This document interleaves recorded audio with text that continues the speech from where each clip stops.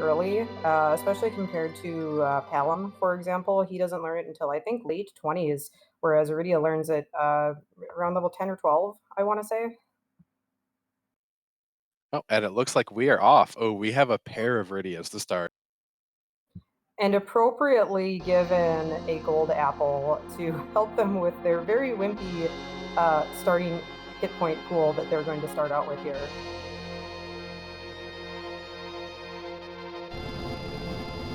And I see chat has run with our wondering what wyvern we're going to go with, and is being a little bit meaner than you were, wanting some big bangs from Meteos. I mean, I'm never going to say no to, something kind of mean like that. I just think the escape would be really funny, and I've never actually seen it, so. Yeah, it is great to also panic and throw a couple star veils and then watch wyvern retreat. I have Yeah, done that a few times. that would be great. That would be great. So right away, we see our runners diverging almost immediately here.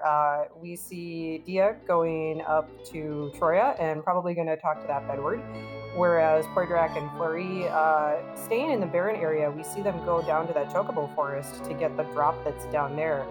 So already seen our runners prioritizing the drops, even if they're kind of out of the way here.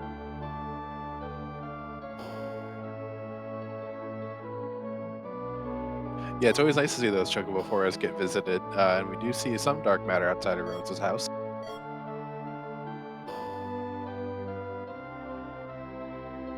And Dia not only picking up the item from Edward in the bed, but also checking out the 9 chests in Troya Castle. Yeah, I think this is a good play. Of course, there is the bigger treasury that's in Troya that becomes accessible if you get the Earth Crystal. So if Dia does find that Earth Crystal later on, she'll have to kind of double up and come back here. But getting that treasury right away, I saw at least one dark matter that she picked up there, as well as some potentially really good items. That's going to help out kind of in the early game here. So I think that's a good play, especially since she went up there to get that key item from Bedward.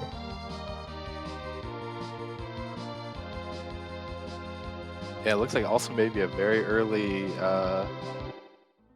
definitely going to the Chocobo and maybe going to visit the Chocobot, but also could be going to do some Cave Magnus early.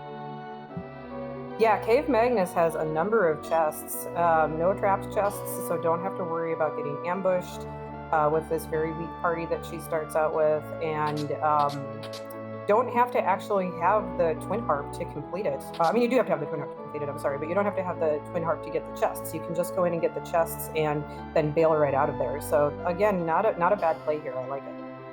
Yeah, it's a very interesting play and something you don't see outside of this flag set. And I see that Flurry has gone into Mysidia and picked up some more children. It looked like it was a Porm and a third Riddy.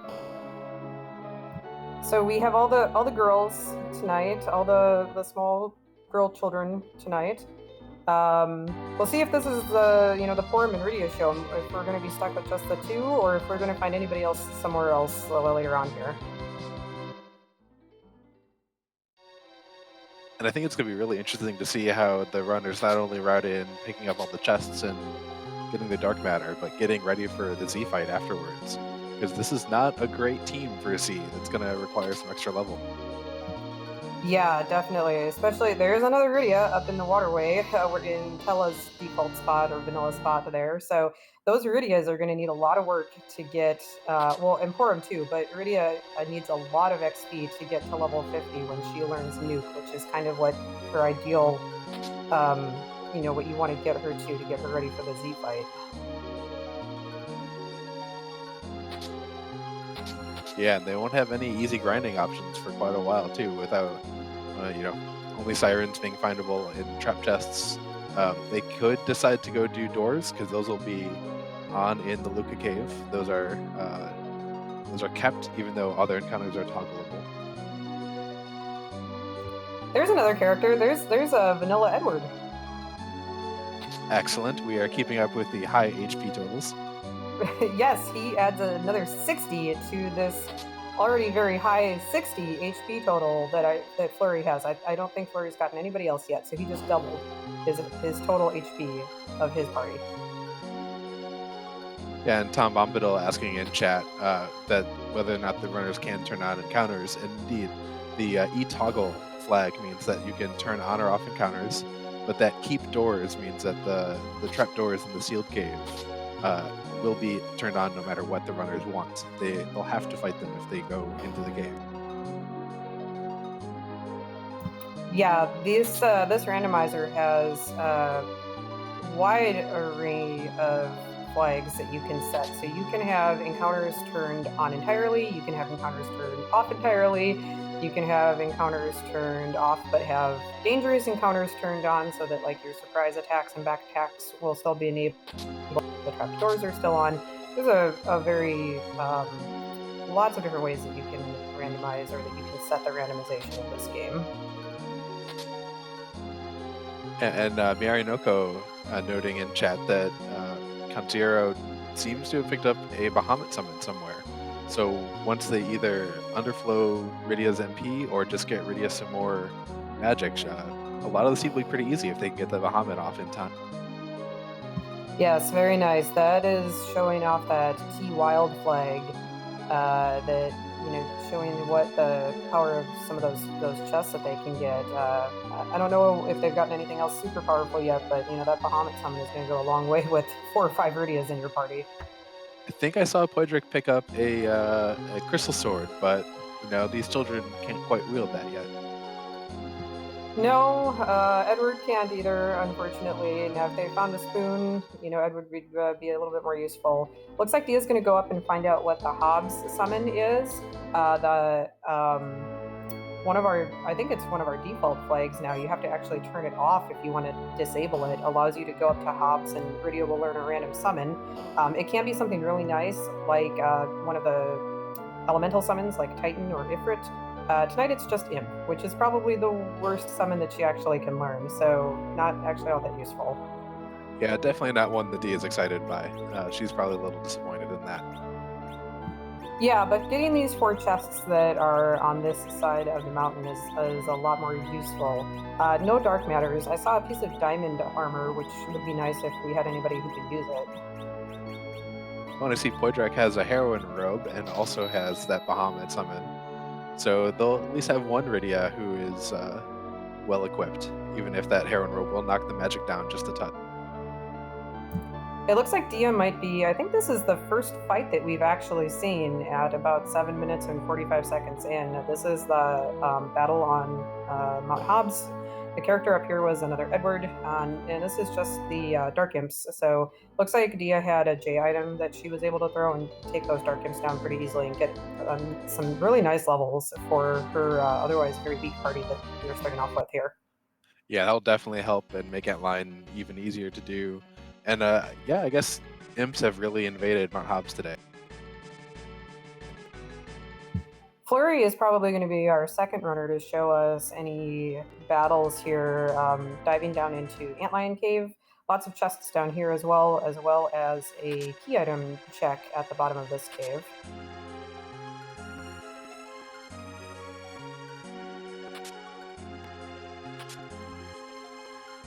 Well, that samurai bow will be very nice for any of those characters. They can all wield bows.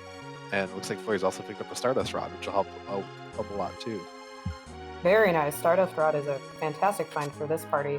Just checking the runners' individual streams, they do have Dark Matter trackers up on their individual streams, so to update chat on everybody's progress there, it looks like Poedric has 7 Dark Matters, Dia has 3, Flurry has 7, and Count Zero has 6 currently.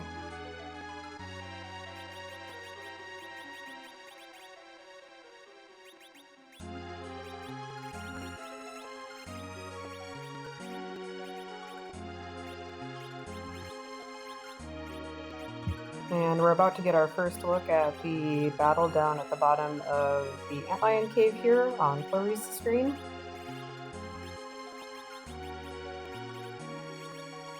And you normally don't want to see that fight here because it's free, but that'll actually be kind of useful. Flurry will just get some nice, easy XP on his children. Yeah, this is 2 very free fights that we've seen very early in the game here. The Dark Imps on Hobbs and now King Queen Edlin here in Antlion Cave. But with this kind of party, it's not necessarily a bad thing to see these free fights early on with these low hit point totals. Saw another Rydia over on Count Zero's screen on Omode Deals here. Yeah, so we could have a full party of Rydias by now, I think, if someone had actually wanted. I wonder if anyone will decide to do that. We do have the rescue flag on, so I think that might be one of the default flags now.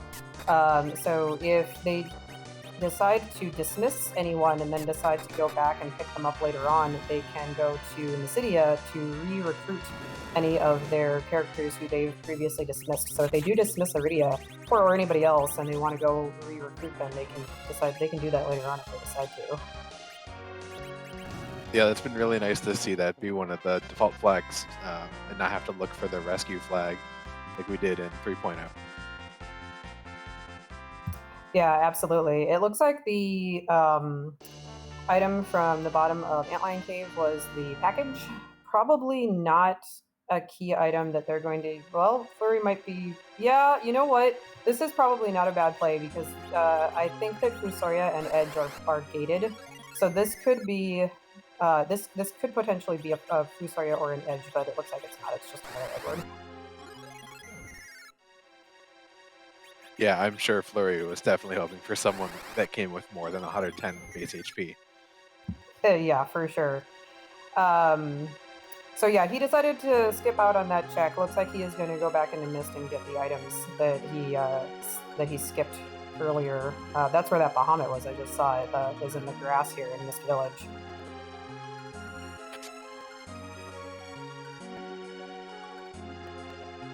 Oh, that Protect Ring will be very nice too. That'll at least keep one Bahamut casting Rydia alive for a good long time.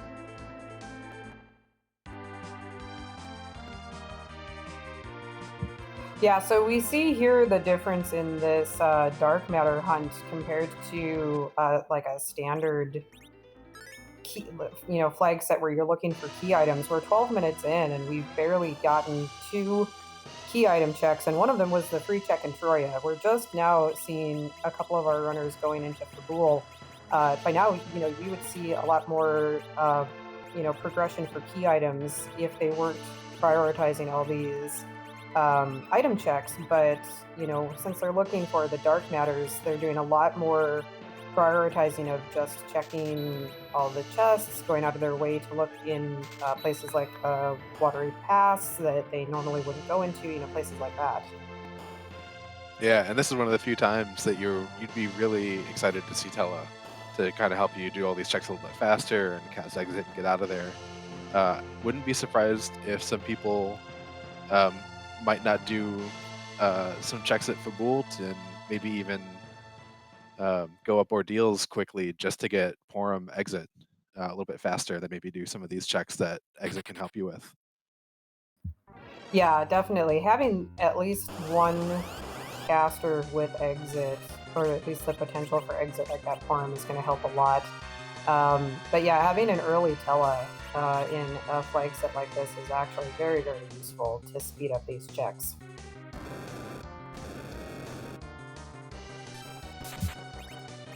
These Mega Sisters could be problematic if they don't have a way to take them down. I wonder if Dia has the Bahamut summon. It looks like she has a Grimoire at least and is able to get a Leviathan off, so that's going to take those Mega Sisters down pretty nicely. Yeah, that was a nice pull out of the Grimoire. It would have been very sad to see Chocobo. Yeah, for sure.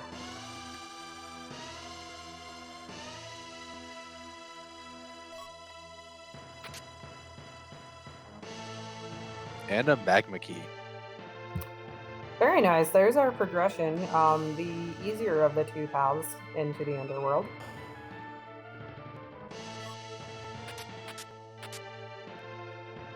Chat is already lamenting the lack of the hook seed here. I personally would not have been too disappointed to see a hook seed in this kind of flag set because there's a lot of chests in Cave Eblan and in Upper Babel, and that's a lot more checks for those dark matters if you have to go down that route. Yeah, and since KT is on, that's 2 more possible key item locations to look at too that are hidden behind the hook. Yeah, and just all the more, wild chests that you're going to get to open too. Of course, having the Magma Key just, speeds things up, makes things a little bit faster and easier for sure. So not that disappointed, but at the same time, there are a lot of chests there that they can go back and get if they do find a hook eventually here. Yeah, and I think I saw Dia pick up a siren out of Fabul, so with that magma key, that'll be kind of nice to be able to go pop the siren, take out that egg, and get 34,000 experience on all these children and the bard. Yeah, definitely. Grinding in this flag set is not easy, as you mentioned earlier. So any sirens that they find are going to be super useful.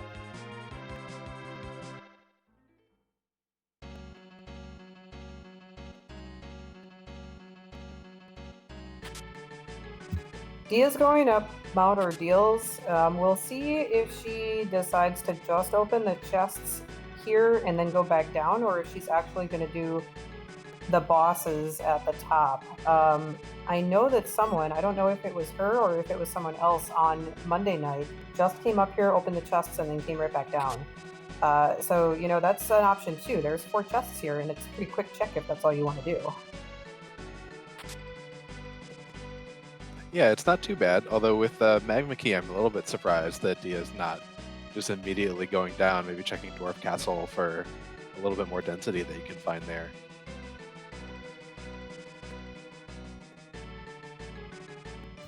Yeah, it looks like getting the chests was all she was interested in. She's not even going to go finish the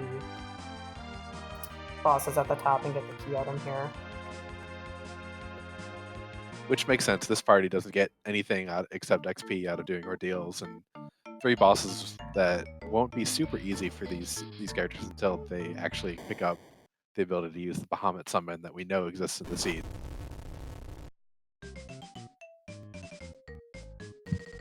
Cordrak and Flurry are right behind Dia here, picking up their Magma Keys in Fabul.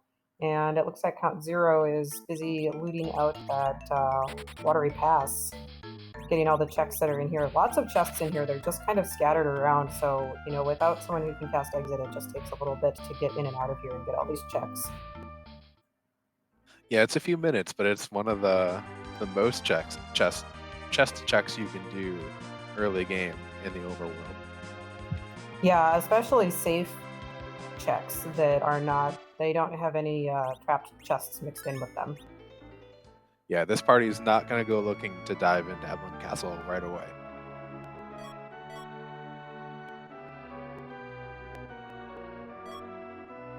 Flurry is fighting the inventory boss, but want to make sure that he keeps that siren. Yeah, inventory management is one of the biggest roadblocks of this particular flag set. You pick up so many items and so many good items that you're like, man, what do I keep? What other characters might I get? You never know if you're going to find, that you get that crystal sword. Are you going to find a Cecil up on the moon if you get the big whale? Do you want to keep it in case you do? Yeah, it's so hard to just say, I'm not going to keep this because I'm pretty sure I'm not going to see this character.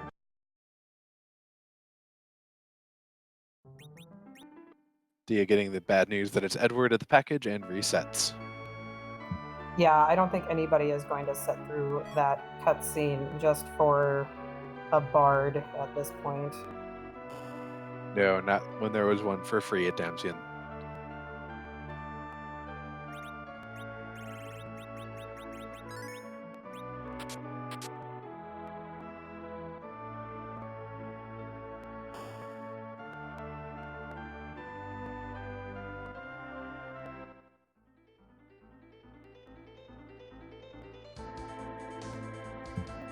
So while our runners have a little bit of overlap here and they're kind of doing some checks that we've already seen, I do want to give a big shout out to our restream team. Of course, we have Dathis doing the restream tonight. So a big thanks to him. It's his first time restreaming, so thank you so much, Dathis, for stepping up and doing the restream. Also want to give a big shout out to our tracker tonight. That is Elias5891. Elias is doing tracking for both the key items, and it looks like Elias is also trying to keep up with the number of dark matters that our runners are finding. That is not an easy job. Tracking by itself is not easy, especially in a KT race. So keeping up with the key items and with all the dark matters that our runners are trying to find, a big shout out to Elias for trying to keep up with that. So thank you so much to our restream team tonight.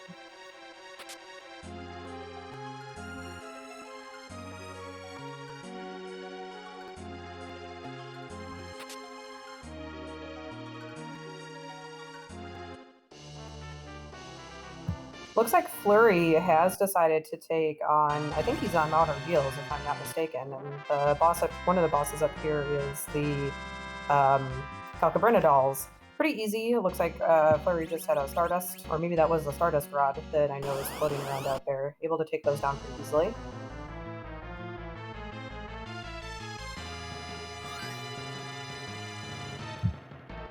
And the second... Oh, go ahead. Oh, yeah, I was gonna say, and then Flurry is surprised by Asura at the back end, the other end of the bridge. So we'll see if he has that. Oh, there's Bahamut. Yeah, I don't think Asura's gonna stand up to Mega Flare here.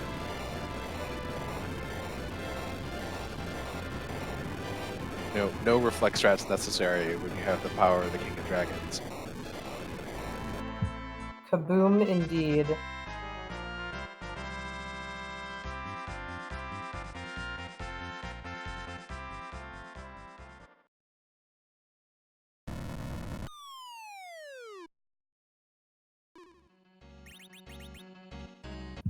It looks like Dia may be the first of our runners to drop that magma key down into the well and go down into the underground. Is going to be checking what's available here in Agart first.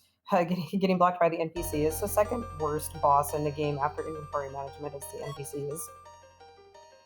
Yeah, especially at those places where we don't normally walk in the game, that you're not used to kind of how to think about nudging the NPCs out of the way. And CPU is taking DKC's spot at the top reward deals.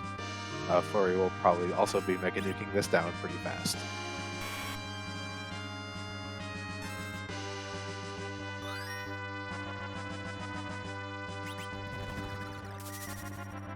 It looks like Flurry got a Leviathan summon from that this check up here on Mount Ordeals. So we already have a Bahamut, don't really need the other King of the Summons, but could potentially sell it, or if he just wants to have it as a backup in case he doesn't have enough MP for Bahamut at some point.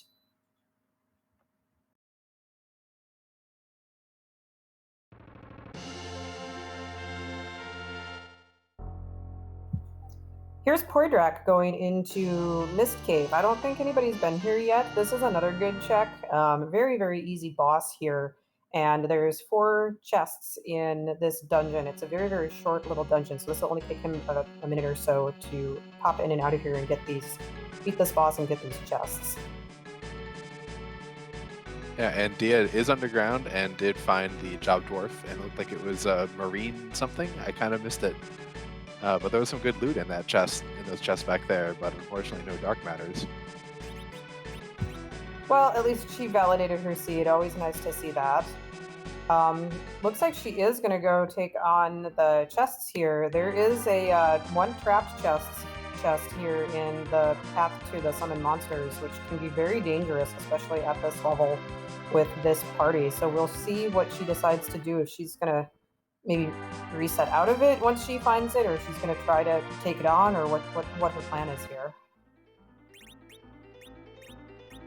Yeah, she's gone pretty far without finding it, so she might end up just kind of saying enough is enough and not checking all the chests.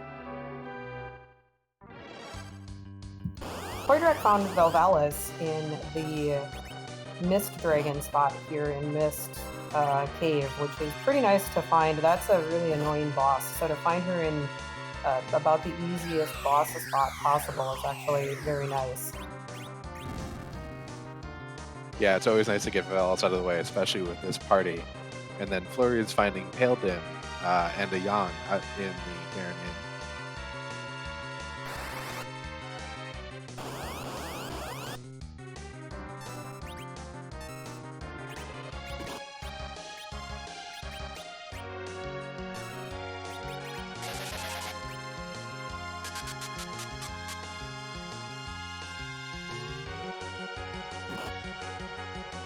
Ooh, and Baigen in that second.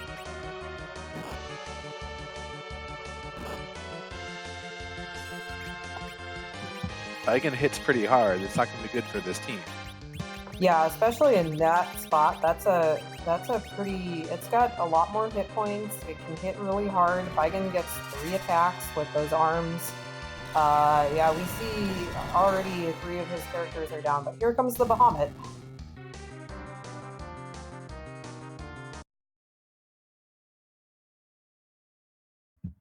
And it looks like a single Bahamut is going to do it for Flurry.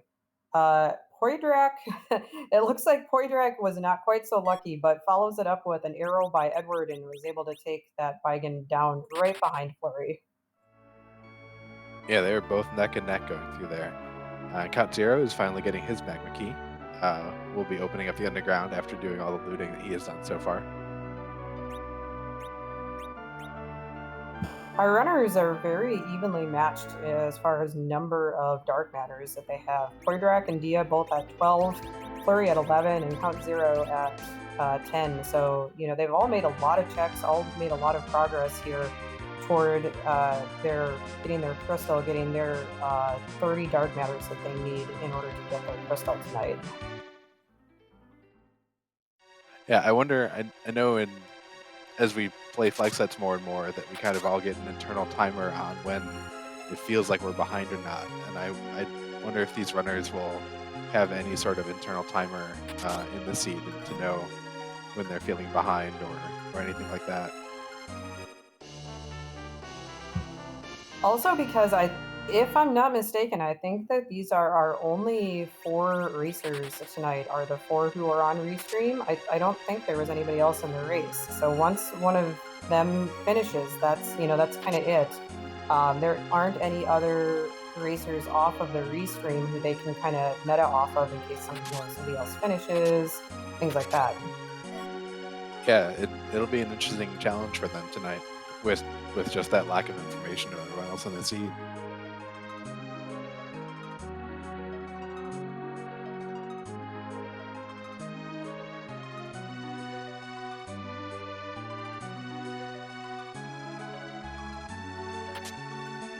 And as Chad is pointing out, wondering how many dark matters are in Eblan. We haven't seen anyone go there yet. Eblan Castle and Eblan Cave, if they ever get a hook to go there, but Eblan Castle especially, which is accessible to them without the hook, they can go there right now with the airship, is going to be, that has a lot of chests, but it does have those 3 trapped chests, and it's pretty dangerous to them right now. If they can get the Bahamut summon off with their Iridias, they could probably manage it, but with no hourglasses readily available in shops, it makes those trapped chests, like those warriors chests that we're seeing Dia take on right now, it makes those chests a lot more dangerous. But Dia gets it done. I bet that top Iridia had the heroine robe on, or at least the protector ring. Yeah, manages to take all of those warriors down with that one Bahamut. Get some really nice levels for those 2 Iridias that managed to stay alive. Yeah, that was some good play to take Dia take a quick cabin or tent in the save room before going to do that fight.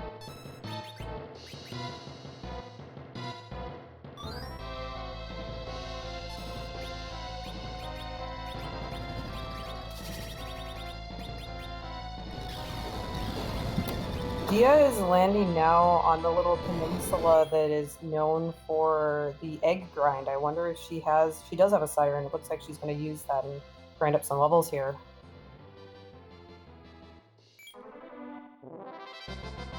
Yeah, and those levels that Dia got from the Warriors chest should be enough to actually set up the very mini slingshot that you can get now.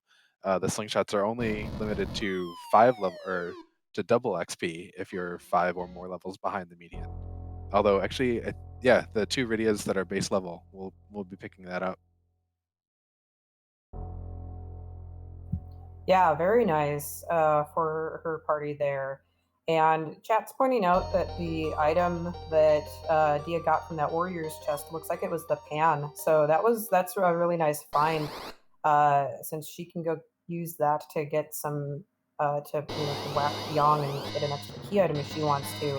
We're not really looking for key items necessarily, but you can get key items to open up more chests. If she finds the Earth Crystal or the Baron Key, that opens up a whole lot more of chest potential for her. Yeah, it's an interesting change on how the key items are unlocking. You're really looking for them to unlock chests and more places to look, and not looking to unlock like finding the crystal.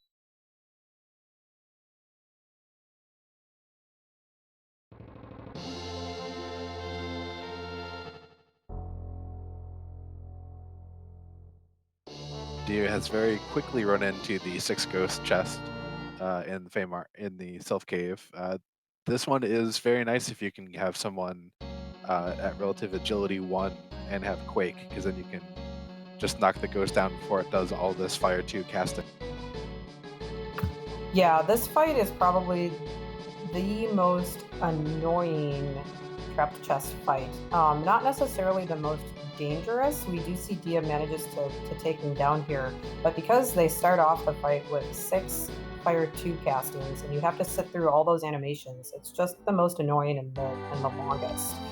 She does manage to get through it there, so it's doable. It's just kind of long and tedious. And you get 3 of them. Yeah.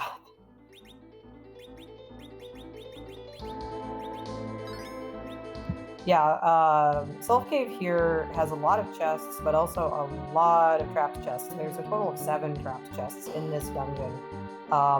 Some of them are more dangerous than others. The Moroboros, for example, can be pretty dangerous with their bad breath. Especially if you don't have somebody with like a ribbon or with something else that can prevent some of their status ailments.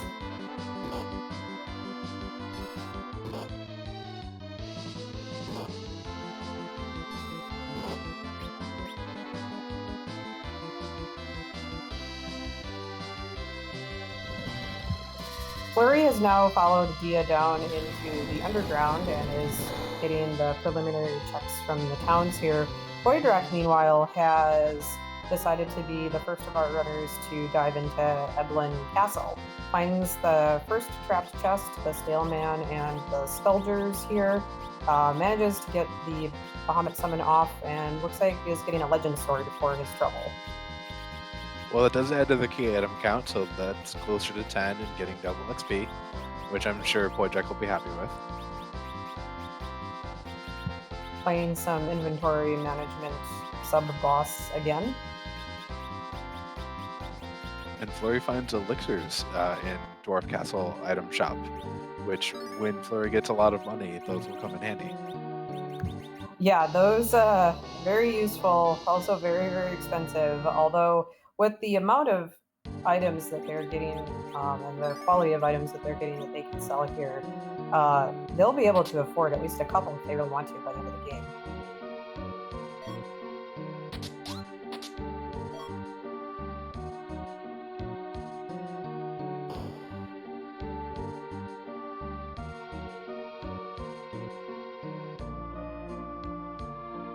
And you can see all that great loot in Dia's screen as she's fighting the inventory boss, a soccer ball, Masamines, and a crystal armor, and just no one to use any of them.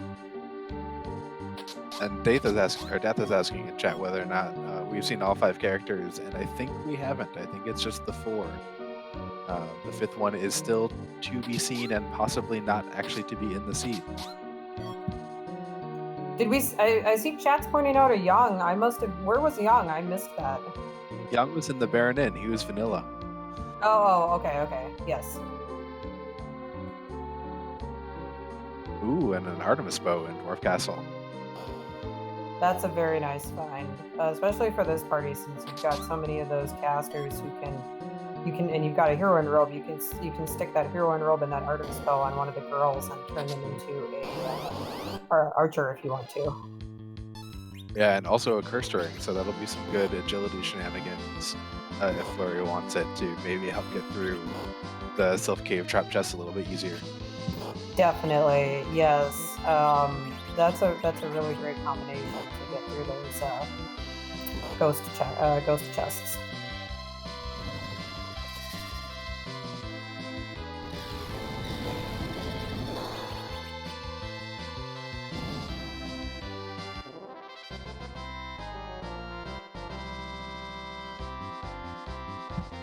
Poydrak getting through the second of the trapped chests here in Evelyn Castle.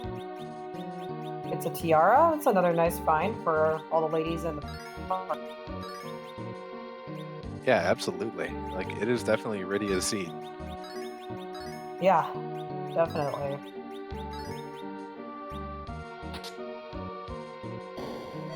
Dia is making very nice progress on the Sylph Cave for the levels that she has been at. I haven't seen if she's actually gotten any key items out of here. It doesn't look like she has based on her tracker, but the experience that she's getting is at least going to be very, very helpful. Indeed, and Miarinoko pointing out that there was a curse ring here as well. And I saw Poydrak also pick one up in Evelyn Castle. So there's a lot of ways that our runners can kind of manipulate their agility, make their team as fast as they might want to in certain respects. Dia finds the infamous Toad Lady trapped chest here in the Sylph Cave.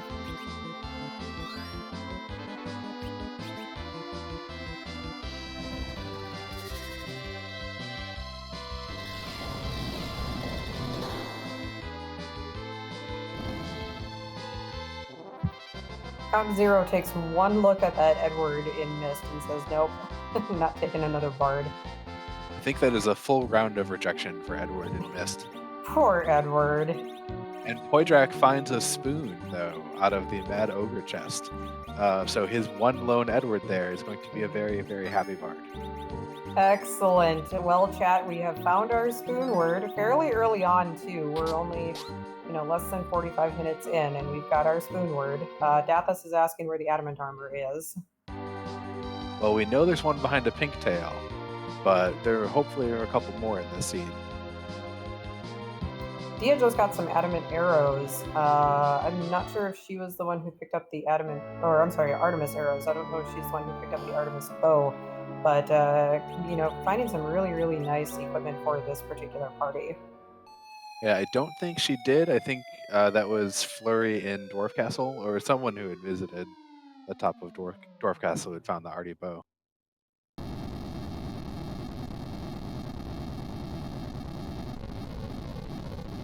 And here's those mobiles you were talking about earlier, this time paired with Dark Trees. And there's that breath attack that's going to do horrible things to Rydia. Yeah, and right after she was starting to cast that Bahamut summon too, so we'll see if one of the other Rydias can manage to get it off here.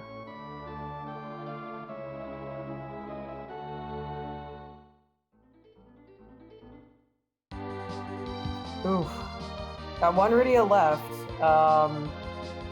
Porum was going to try to. Porum looks like he's trying to raise one of the dead Rydias here. Oh, good. One of the Rydias did manage to get the Bahamut summon off. This is probably the scariest of all the fights in Sylph Cave if you come in here under-leveled and under-prepared. So I'm glad that Dia managed to get through this. Yeah, it looked like it was a Luca key for a reward. Yeah, not a bad reward. With this party, they will be able to warp glitch in Dwarf Castle to get the key item, but they can still go into the sealed cave to do those doors to grind if they want to, or to even just check some chests if they want to. Yeah, there's a good amount of chests, and at least Rydia can warp out pretty quickly.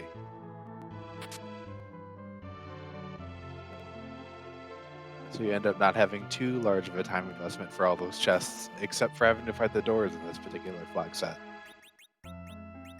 Yeah, and with Bahamut, actually, those doors probably are not going to be too terribly much trouble.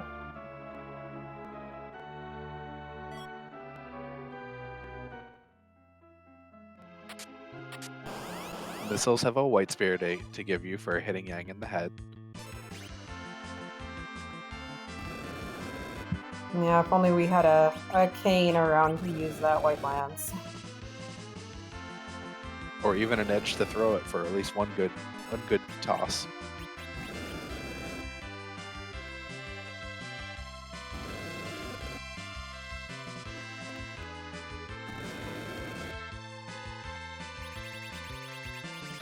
Flurry's making his way through Epland Castle and will be picking up the spoon eventually.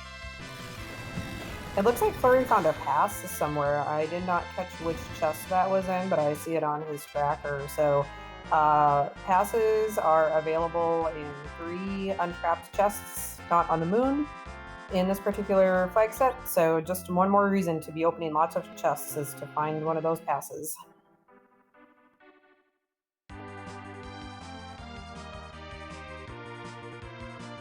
No Darkness Grill. There's the pass. I just saw it on Poiderek's screen. It looks like it was up at the top of Dwarf Castle here. No Darkness Crystal needed, as Dappus says. Yes, they can go through this entire seed without finding and needing the Darkness Crystal if they manage to get enough levels to defeat Zeromus without having to go up to the moon.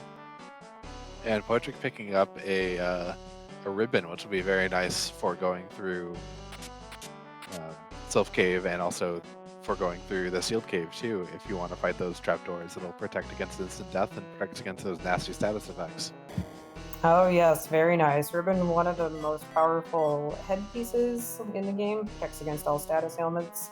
If they happen to run into a nasty evil wall somewhere, they can utilize it against a crush if they need to.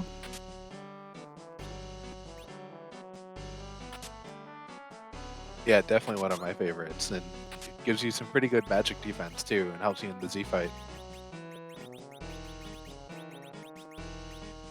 Looks like Count Zero is dropping that magma key down into the well and going to be joining his fellow runners down into the underground.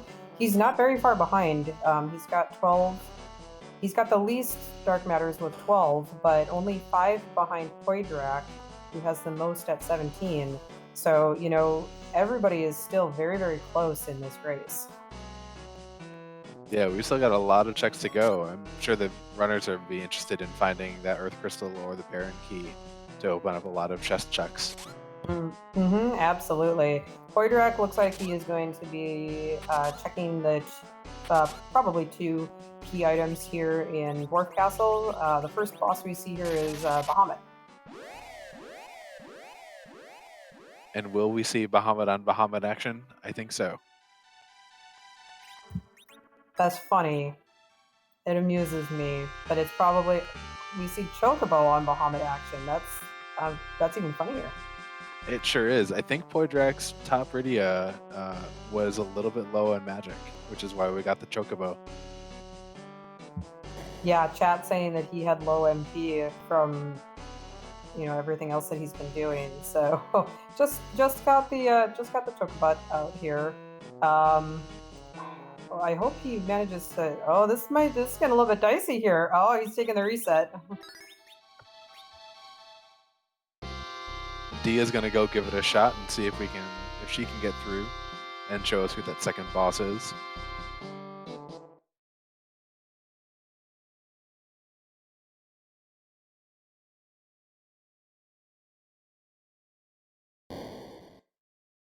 Yeah, Gambit. Poidrek and Dia are both the first 2 into Dwarf, and they're pretty much neck and neck through it.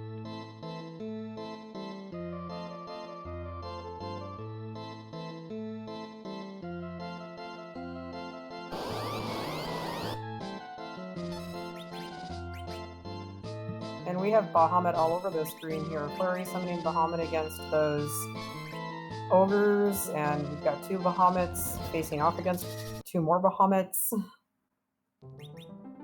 It's a lot of good dragons. I mean, what would a Final Fantasy be without dragons? I don't think I want to know.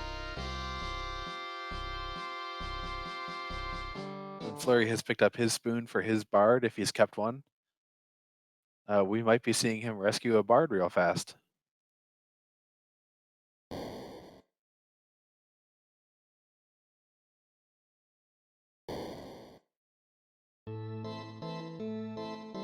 And we have a blue robe as the second fight here in the dwarf castle, and oh, it is the gauntlet. Unfortunately, we don't have alt gauntlet on, so this is just the vanilla Fagul gauntlet tonight.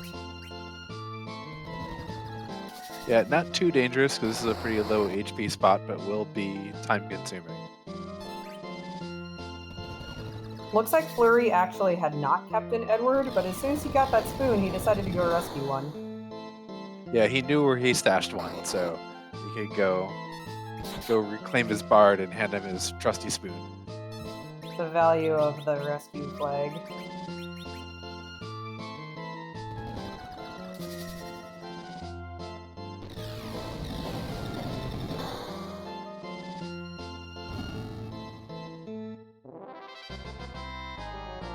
I think he'll be joining Poydrak and Dia in Dwarf Castle, fighting Bahamut and then the Gauntlet.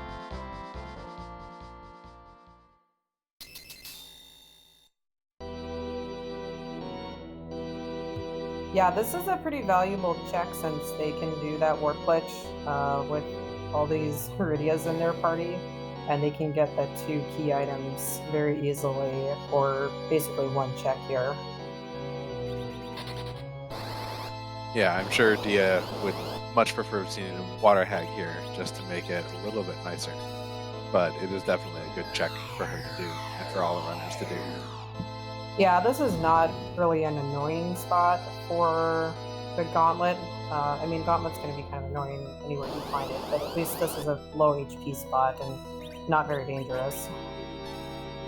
Yeah, I can probably just multicast that virus and clear out all the enemies.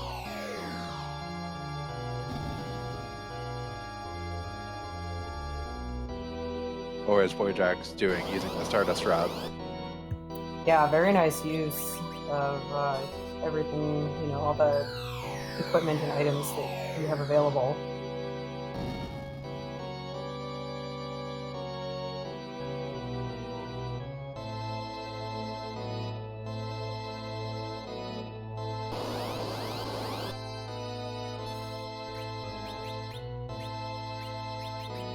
And Miyarinoko was paying attention more than I was when some of the runners went into Feymarch, and we saw Blue Robe there, and so that must mean that Water Hag is in one of the Asura or Leviathan spots. Oh, interesting. Those spots don't hold really any value in this flag set. They don't hold a key item, and we're not looking for bosses for anything. So it's curious that they checked those bosses. If maybe they just wanted it for information, or maybe somebody forgot. It's very kind of almost second nature for a lot of runners to just go down there and check those bosses because they do very often hold key items. Yeah, they could have been looking for maybe a free boss or an easy boss to get some quick XP on.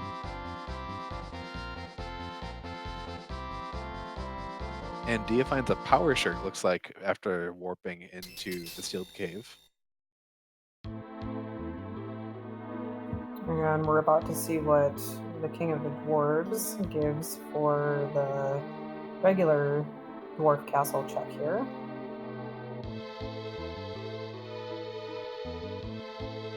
All right, a power shirt and a tower key. Not a bad pickup at all. That power shirt isn't a bad find. It can go on Edward at the very least if they have the spoon.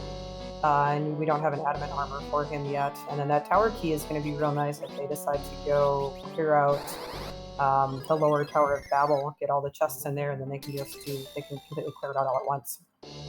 Yeah, that'll give Dia 6 total checks to do and not have to think about ever returning to it.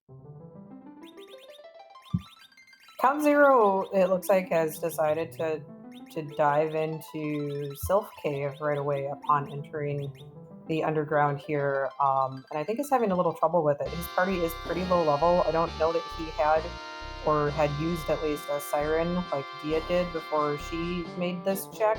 And as we had talked about, these are pretty high level chests, and coupled with the damage tiles that he's having to fight against, this is proving to be somewhat difficult for him here.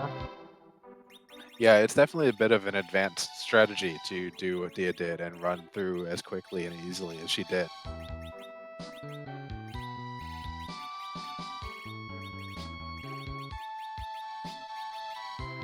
Count probably deciding the better part of Valor is coming back later.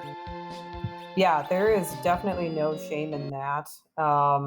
There's a lot of other checks that can be done at this point, and yeah, it looks like he's maybe going to try March first. I think that's a really good play. There's only one chest there, of course, and then all the other chests that are just free. Although maybe he's going to make a liar out of me. We'll see. Yeah, indecision is a thing when you're playing. I'm never sure if I'm making the right move, and sometimes it'll take 15-20 seconds to kind of decide what the next thing I want to do is.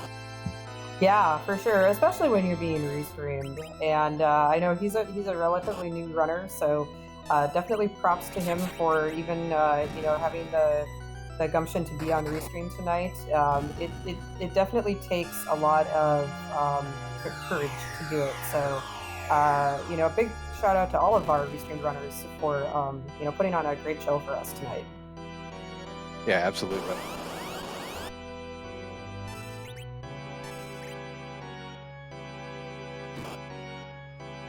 Poydrak is climbing the Tower of Zot, or the lower Bevel Tower.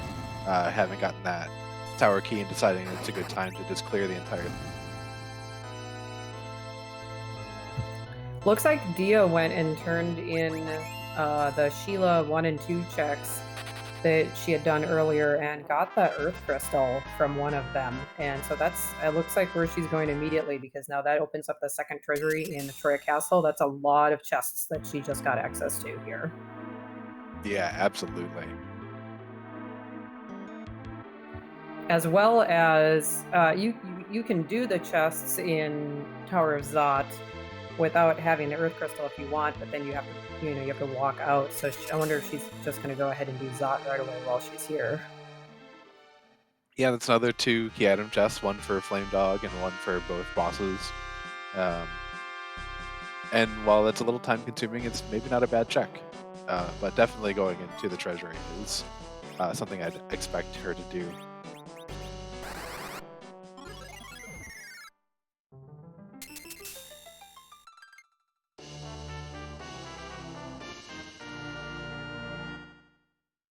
And Miari pointing out in chat that it just like Cave Magnus too, where you can go walk in, like we talked earlier, where you can walk in and check everything and then walk back out and not really fight the boss. Yeah, the thing that I like about Magnus over Zot, doing Magnus over Zot for that play, is that you can at least exit out of Cave Magnus, whereas you can't exit out of Zot. So if you have Tella, or if you save Cave Magnus until your Forum has exit or something like that, you can walk into Cave Magnus, get all the chests, and exit out really quickly. Yeah, and not a lot great out of that Troya Treasury. There's a Dark Matter. I think I saw a Ninja Hat, but nothing that you're too thrilled with. Yeah, we'll see if the Tower of Zot has any more value in it up here.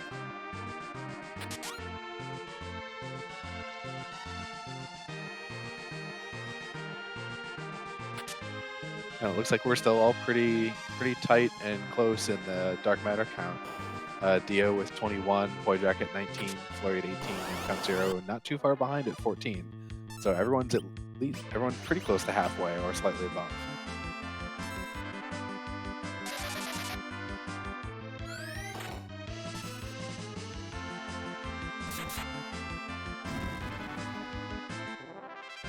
If Count Zero can get this fight under his belt, this is going to be a lot of XP and a really really good boost for his party. So there's only that one more board left here. I hope he can manage to take this down. Yeah, that would definitely help accelerate his speed and get him going a little bit more on firm footing.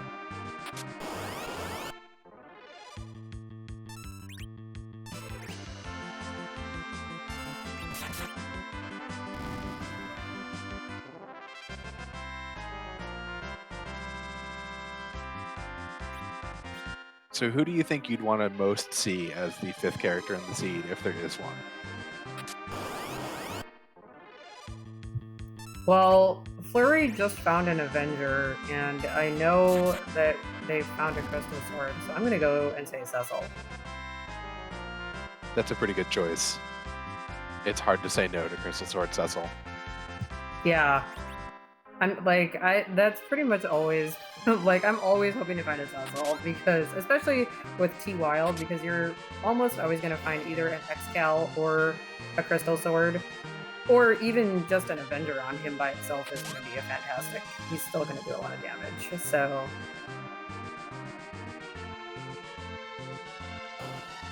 And Kanatsu here at the top of the tower. It's not a horrible spot for him. It's not too fast. And while there's a decent chunk of HP, this is a pretty manageable fight. Yeah, he can be a lot scarier in other places. We've seen him, I'm sure everybody has seen him in Giant of Babel, for example. So in a spot like this, he's not terrible. Yeah, Element is one of the worst spots, and the Rubicon spot's also another bad one, just for what levels you're kind of at when you go into it. Yes, absolutely.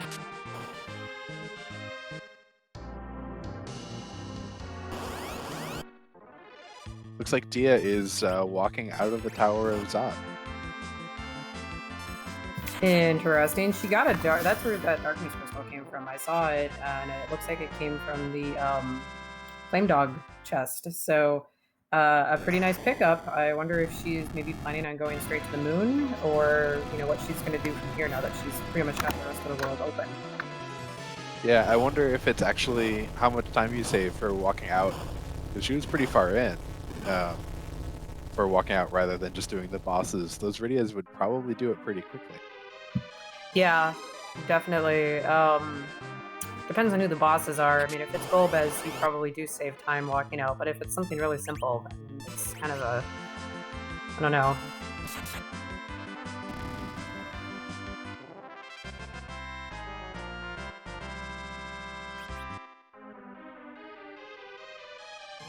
Ooh, and Flurry has picked up a pink tail from one of those trap chests in Lower Babel. Oh yeah, I see Poydrak has it as well. So, and they're both right here in Lower Babel. So it must have been from one of those trap chests. So if they find a hook, they'll get their adamant armor. And they'll have a fully equipped bard.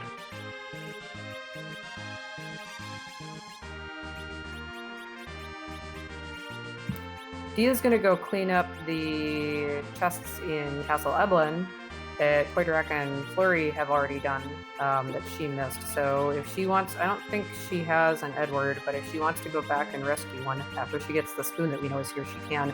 Right now she's got a fully mage party, so she may just be wanting to do reflex strats for, building up to do reflex strats for her Z fight.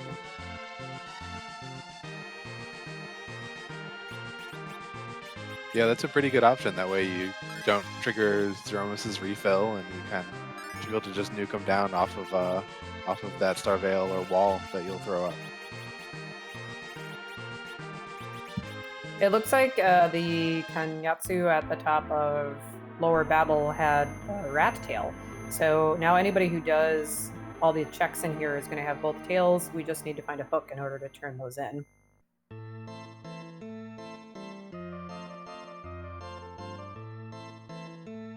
Now watch the hook be on one of the moon trap chests behind like red dragons or something mean and awful.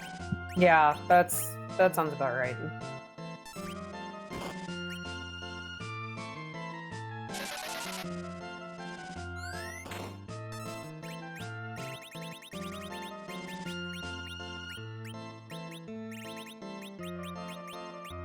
in your earlier call that getting through that one fight was going to help Kantiero out a lot has definitely proven true.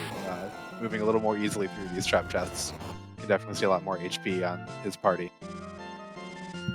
Yeah, definitely. I saw over 1,000 on Yang already, and yeah, in the mid-20s now. So that's about where Dia was when Dia was doing these checks. So making some really nice progress and headway now that he was able to just get that one fight done. I think is what he really needed to boost him up. Yeah, sometimes you just need that little bit of a way to get started.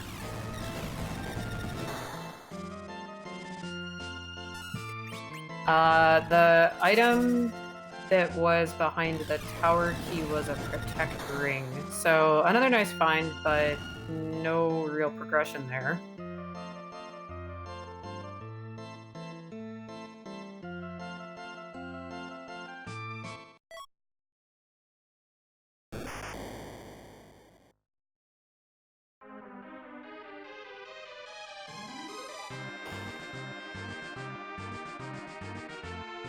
And the runners have looted a lot of what's available to them, so I wonder who's going to take the plunge and just go to the moon to open up some more chests and hopefully find those last few dark matters. Yeah, I was just thinking about what we haven't seen yet that is available to them.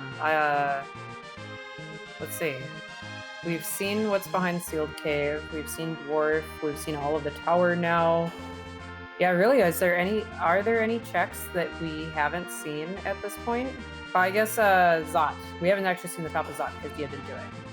Yeah, we haven't finished Zot, and then there's a few like Chocobo Forest sound like we had visited, but a lot of Earth has been cleared. Yeah, as far as like actual key item progression, I was just thinking, I think Zod is about the only thing that is potentially open to them that would actually lead to another key item. I think I've seen the Twin Harp. Looks like Kantiero has it, so I'm not sure exactly where that was, but yep, there it is in Kantiero's inventory. Oh, so interesting. We could also check there for the Baron key or for the Luca key. And, we do have the Luca key already, so we could do some more trap chests there. Or some more chest hunting there to get to 30 dark matter. That Twin Harp may have been from one of the chests in Sylph Cave, and it's possible that Dia may have it. Dia doesn't actually have a personal tracker on her personal stream, so it's hard to verify what key items she actually has. But we'll have to just watch and see if maybe she has it in her inventory as well. And it looks like Dia is just going to leave Yang sitting with Peldim in the Baron Inn. But since she has the Darkness Crystal, that makes a lot of sense. She's just kind of looking to get all the dark matter and then get the levels. Yeah, it's curious that she never went to Baron. This is her first visit there to Baron, so she got a few more there, and she's very close now. I wonder if she's going to try to do it with... She did raise the big whale. I wonder if she's gonna... No, it looks like she's gonna go somewhere here. She's going to the giant. Yeah, she's going to go somewhere that doesn't have too many trap chests, I think. Yeah, there's just the one last arm trap chest, and if she picked up a ribbon earlier, at least that character will be safe from the magnet and should be able to Bahamut it down.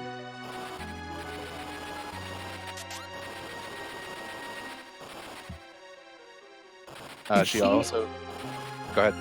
Oh, I was just going to say, if she just happens to find something like a Baron key in the trap chest here, that's going to be a huge score. Because that's one of the key items that is still left out there that has a lot of checks behind it. Yeah, that would be a very nice find. That or the hook would be the ones that's probably the most interested in finding at this point. And actually, I think are pretty much the only ones left that will get us more checks. Yeah, I think you're right. Because even if she does have that Twin Harp, she's already checked all the chests in there. All that would get her is another key item, and she would still either be looking for the Baron key or the hook.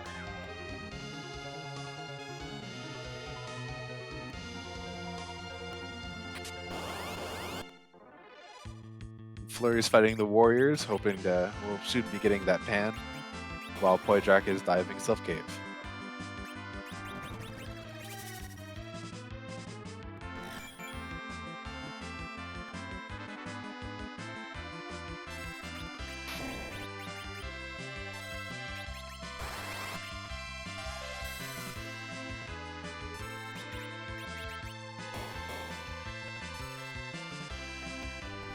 And that last arm has an awful lot of HP for just a little floating eyeball. Yeah, it really does. It doesn't really do a lot to you, but it can be very annoying if it gets these magnets off and just stun locks your whole party.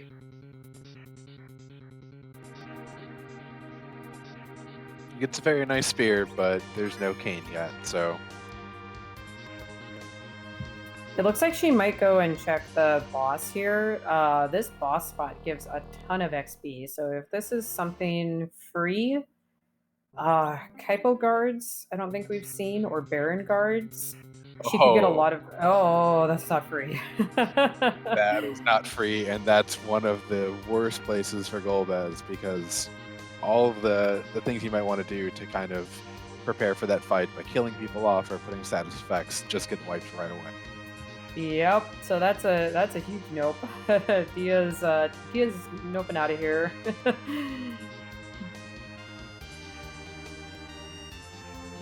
And this is what, the third place Dia has fully looted and then walked out without killing the bosses? I think so. At least she checked the boss here. I don't think she even checked the boss at Tower of Zot when she went in. Yeah, I don't think so either, but that boss only gets you about 9,000 XP, so not quite the same value.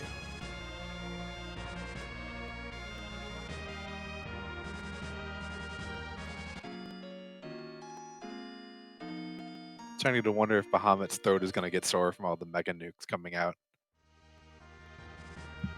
Yeah, he might need a cough drop at the end of all this. A lot of our, unfortunately, a lot of our members of our community have been somewhat sick, so maybe they can share some of their cough syrup with Bahamut tonight. Yeah, or a nice cup of hot chocolate or something.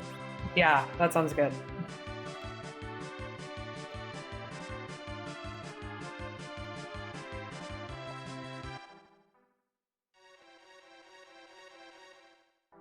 Oh, Dia's gonna go utilize that Luca key and try some chests in here rather than going up to the moon, maybe?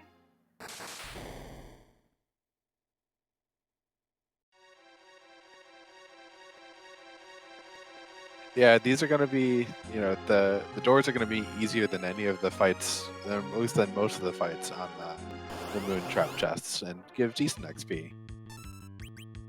Yeah, let's see. She's got 2, 3, 4, 5, 6. She's got 7 key items, so she's not quite at, or possibly 8 if she has that that twin harp. So she's not quite at the double XP line yet.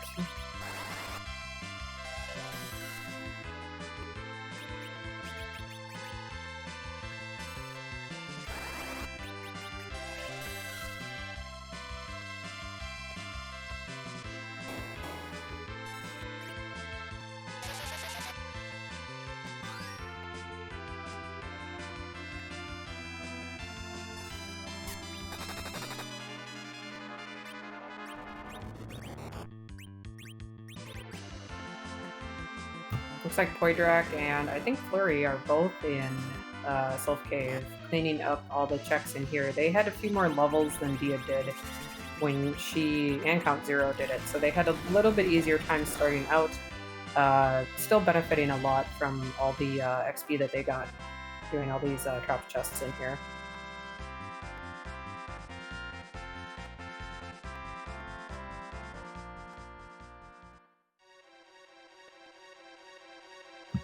Flurry got that Earth Crystal, is going to go make all the checks down in the Troya Treasuries, and we'll see if he decides to finish up Tower of Zot, or if he's just maybe going to check the chests and then nope out like Dia did.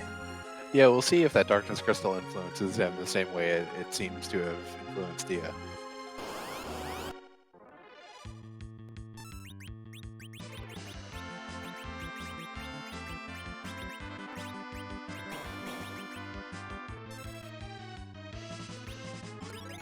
I wonder if Podrak is running low on MP again on Rydia, since we just saw Titan come out on his screen. Yeah, that's possible. Fortunately, I think this is the last of the trapped chests that he needs to do in here, so...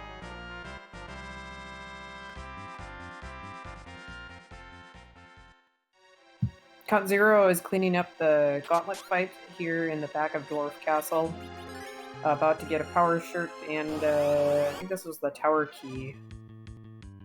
Yeah, we'll see if he remembers that the Warp Lich is on and uses it.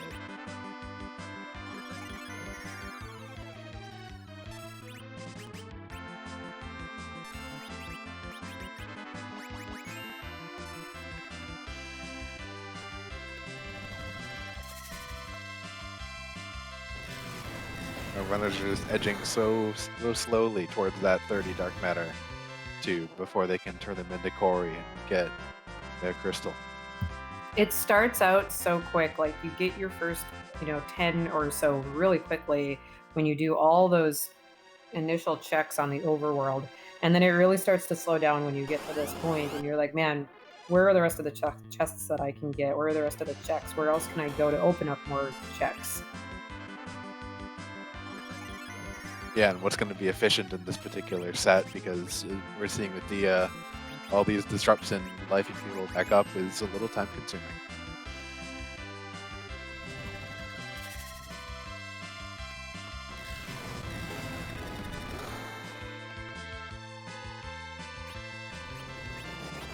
Podrak doing his visit to Sheila and getting their Earth Crystal and a gold apple.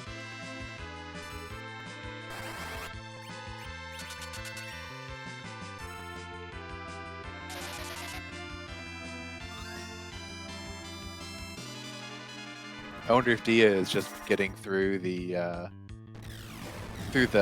fights with the trapdoors and letting them turn into the manticores to make it a little bit easier. Yeah, it's possible. I want to say, do the manticores give just a little bit more XP as well? I believe they do, yeah. It's like 1,000 or a couple thousand. It's not tons, but it is a little bit extra. Yeah, and, we've talked about how difficult grinding is, and it looks like, that's an adamant armor that Dia just picked up. That's going to be really nice. Yeah, that's going to make grinding much nicer. And Flurry finds Octomab in the Mega Sister spot, it looks like. That's going to be a very easy fight for this party. We were talking about how difficult grinding can be in this particular flag set, and it does look like Dia is taking on extra doors. We saw her take on one that led into an empty room, so not sure if she just didn't know that was an empty room, or if she's wanting to take on I'm assuming she's just wanting to take on as many doors as she can for the XP. Yeah, probably, although I know that I forget which ones have treasure behind them and not. Yeah, it's not common, especially in Free Enterprise, that we open many of these extra doors at all. So if you are wanting to look for the ones that have the chests behind them, you can get a little bit lost and forget which ones actually lead to rooms that have things in them and not just empty rooms. Yeah, and since Dia's going into the room afterwards, I think she probably doesn't quite remember, hasn't done it recently. I know that I never ever remember which ones have trust behind them.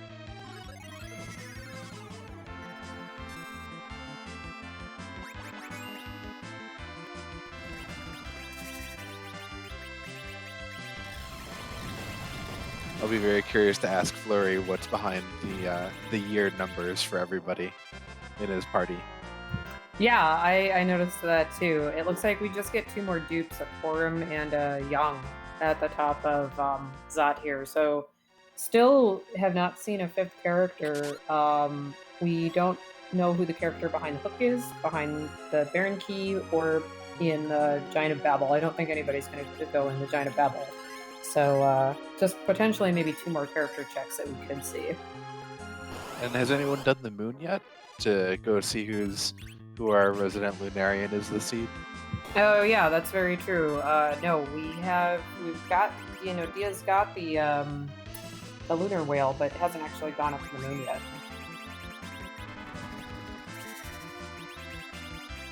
And we'll see if Flurry goes up to the moon after beating up Mylon and friends here.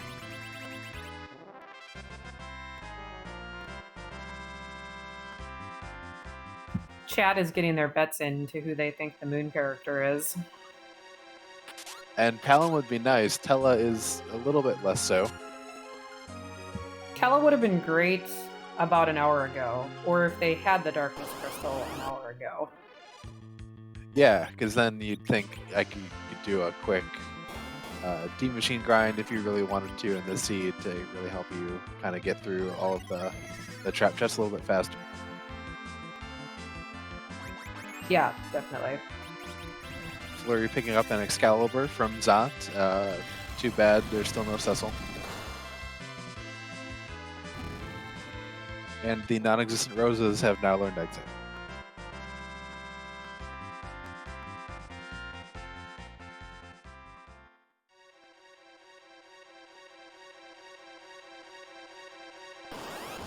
Ooh, and Miari hoping for Edge in the Giant. I have seen a couple of Masamenes, so if anyone has kept them, they'll be very happy.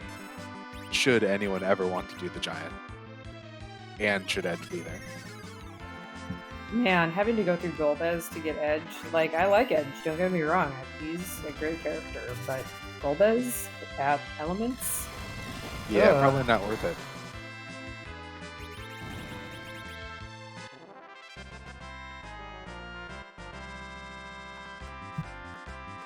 Oh, we have a white mage.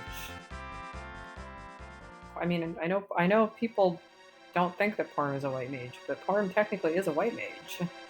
She knows all the spells. She technically learned some of the spells earlier than Rosa. She does. Both Exit and Berserk are the key ones that she gets a little bit earlier. Yeah, then again, she gets a lot of them later, like 3 or 4. You win some, you lose some. That's very true. Do you want Berserk or do you want Cure 4? Come on. I like both.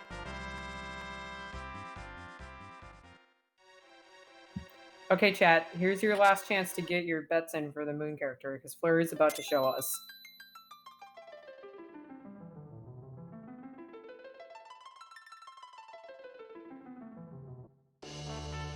And it's a Moon Monk. It's another Yang.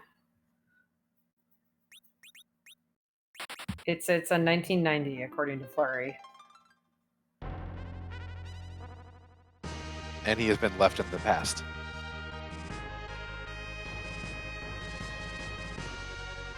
Which at this point, I don't blame him. Yang is not really going to help you, and you're not really going to probably spend the time to put the levels on him to make him worthwhile. Although he will have an HP total and could play Chemist.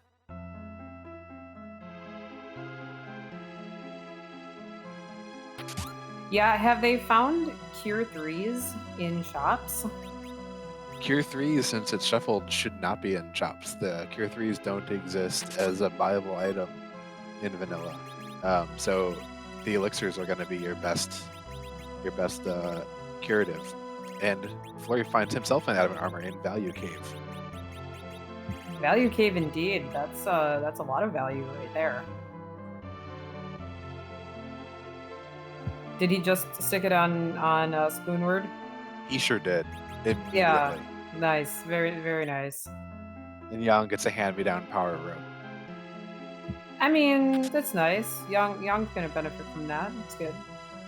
And I bet Edward showers more regularly than Yang does, so I'm sure it's fresh and clean. That's very true. 2 dark matters from those chests in Vomit Cave. That's really nice. Ooh, and a free boss.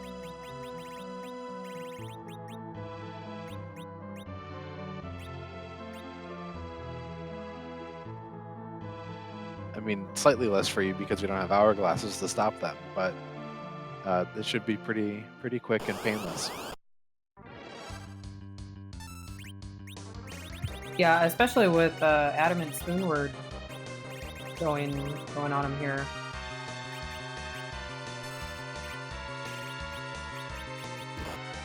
Yep, as Max Frost is pointing out, we have plenty of status effects to throw out. Mini or Frog, stone if the Riddies are high enough level to do that.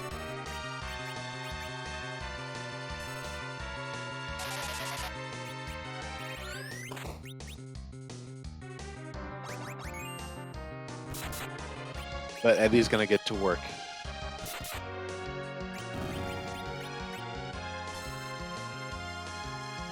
I think Dia is just about done going through all of the sealed cave. There aren't too many more doors left. I haven't looked at her levels recently, but judging by her hit point total, it looks like she's gotten quite a few levels out of here. Yeah, I think she's probably low 40s, maybe? Yeah, so maybe not quite Z ready yet for this party, but getting closer. Although I do know Dia is very willing to go to Z at pretty low levels and has a lot of faith in her ability to nerf the big bangs. That's very, very true. Yeah, she had a really impressive Z fight on Monday, so...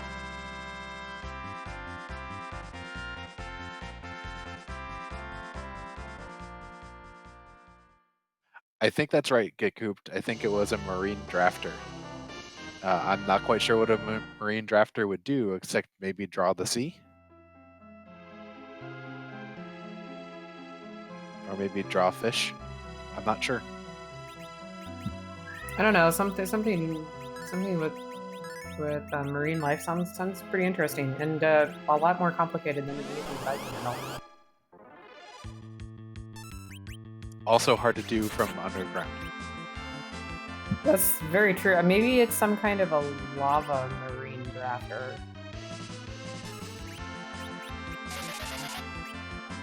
And Max Frost is bringing the knowledge, saying that marine charts are a thing that used to sell them. That's also very impressive. I really mean that. That's cool.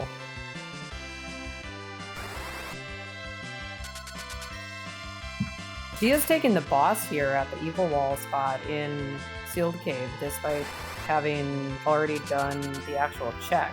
Probably wants the XP here. This is Leviathan, not a super dangerous boss for this spot, so not a bad idea to take it here.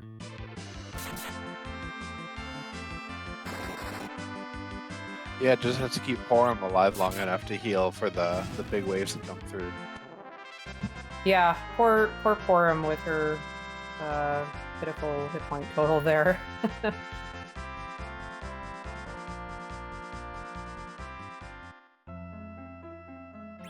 it looks like Flurry is through the... oh, it looks like that might have been a Dragon Summon. Got a number of levels off of that fight. I saw a couple people get 5+ levels.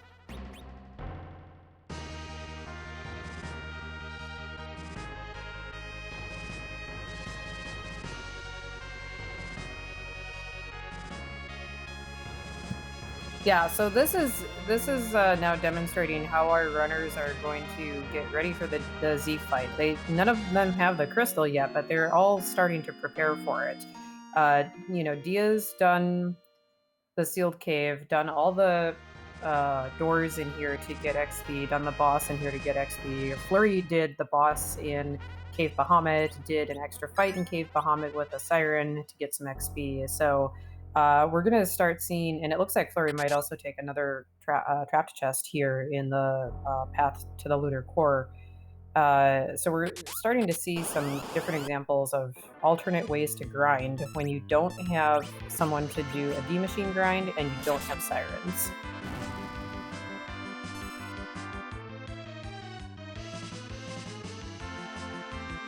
Yeah, or at least... Oh, go ahead. Yeah, I was going to say, it's just kind of nice to see all the different options that people have and are kind of making use of. Yeah, they're having to be pretty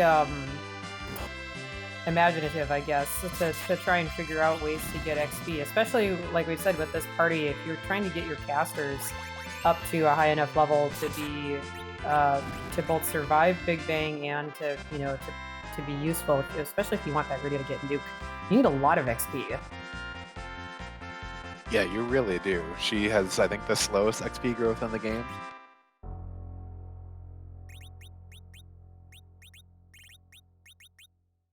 Dathis is agitating for some music from somebody. I sure do hope we get it. Yeah, I saw that harp pickup from one of the trapped chests here in the Sylph Cave. Poydrak just got it, so we'll see if anybody decides to go make that check. It's always nice to hear that harp music. Yeah, and I don't think Poydrak did Cave Magnus to just loot it, so he might decide that it's worth his time.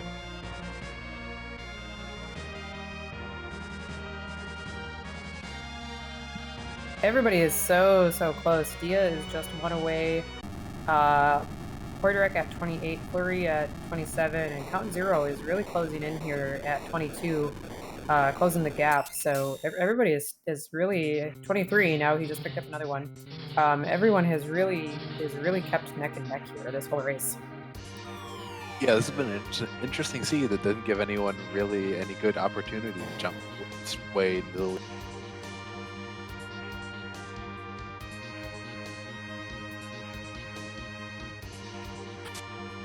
Poydrak's in the forest. Will Poydrak summon that black chocobo? Oh, looks like it's gonna happen.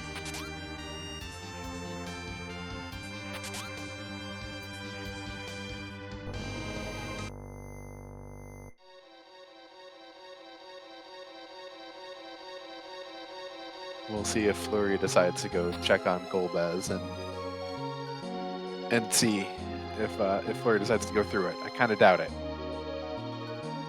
Yeah, especially when he's so close to his 30 dark matters. unless Golbez is gonna drop a bunch of dark matters, but I don't think Golbez is gonna drop like he is. That would be a fun reward to get 10 good dark matters for Golbez. That would incentivize doing Golbez.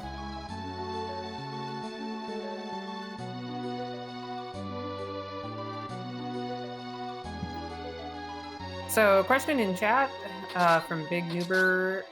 This particular flag set, the runners are looking for dark matters. They need 30 of them in order to turn in exchange for their crystal. And then they need the crystal in order to defeat the boss Zeromus at the end of the game.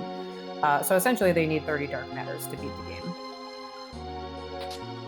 Yeah, and there are a total of 45 strewn throughout the seed in untrapped chests.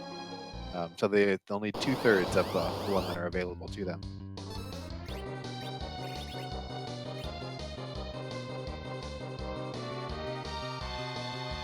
And Dia is landing outside of Agert. I think she might have all 30.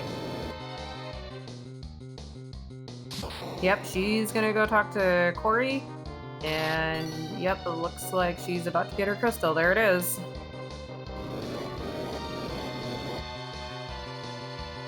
Now I'll have to see what kind of other preparations he's going to do. Oh, and we do have music coming up. So I think it will let chat hear what is going on.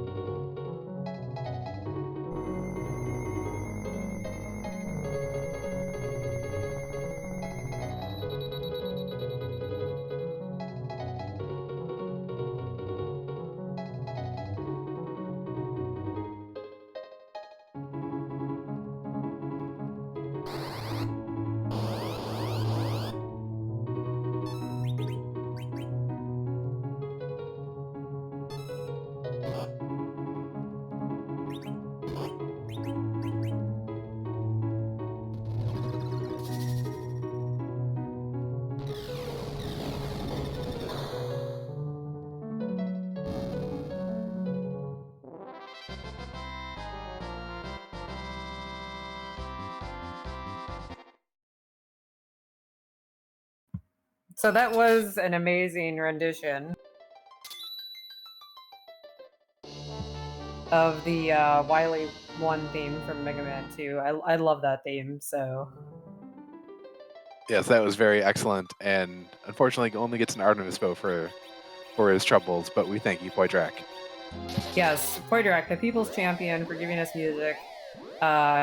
Give it up for Poydrak tonight. Thank you very much, Poydrak. If I could award him a Dark Matter, I would. Yeah, he only needs one. Yeah.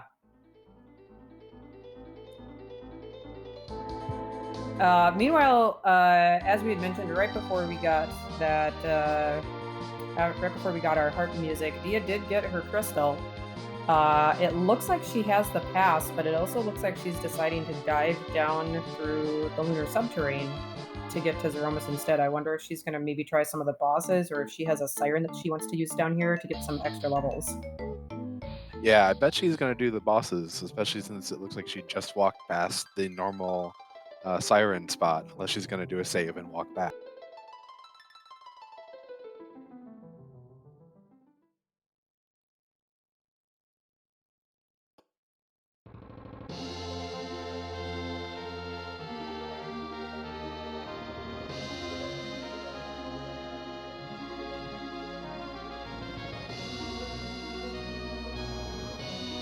Feeding Porum some apples so she has a little bit of a better chance to stay alive. Yeah, going straight for the D-Lunars spot here. This is one of the highest XP spots in the game. Dark Elf, not a bad find here. This is a pretty doable boss in this spot. Yeah, for sure. I don't think the Rydias are quite high enough level to have picked up weak yet, though. It's a nice little trick because the Dark Elf's second form is not have the boss bit. Yeah, it can be. You can use weak on it. You can also use stop on it, and they definitely have stop. So if she needs to use something on it, she can stop it if she needs to. That is an excellent point that I pretty much always forget. I'm so used to hourglasses or weaking it, but I never think of actually casting stop on anything. Yeah, I don't know that anybody's really had to do it much in this seed because they've had that Bahamut for the whole seed, but stop is actually pretty useful in this type of flag set. If you have like even a Tella or Palom or Iridia and nothing else that can be used to stop some of the trapped chest fights or bosses like this.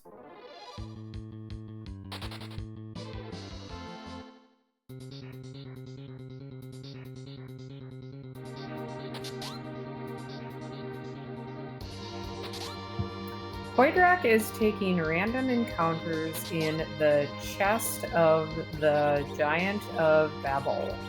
So I wonder if he's going for a Mac Giant grind. This is the spot where you would do the Mac Giant grind, and he has a Thunderclaw on Yang, so I bet that's what he's looking for. Yeah, very likely. That's a good piece of tech. That Thunderclaw will do, I think, quadruple damage to machines. Yeah, and they can be stopped as well. I'm pretty sure they can be stopped. So with his Rydias, he can stop them, and then with his Yang, he can just beat on them, and they can be life glitched. So this is a good way for this particular party to grind. And I think that this is the fight that he's looking for. It's the single searcher that's on one of these two floors.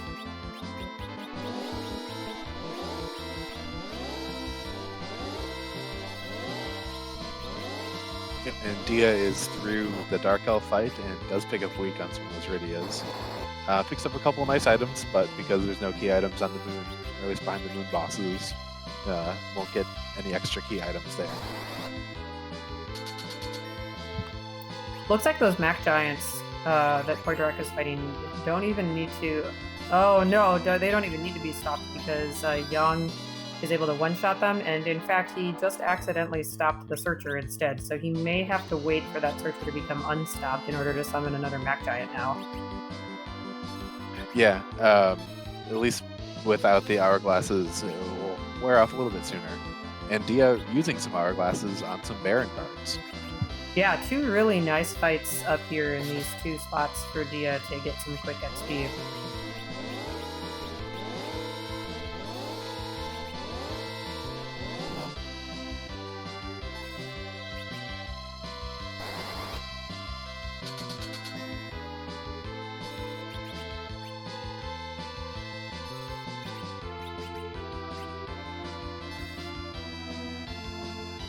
Flurry chasing down his last dark matter, and so is Poydrak.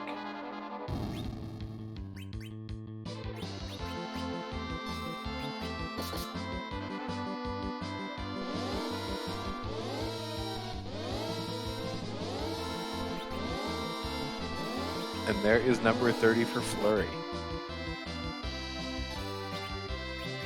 So Flurry will be going to Agart to get his crystal, turn his dark matter turn his coal into crystal.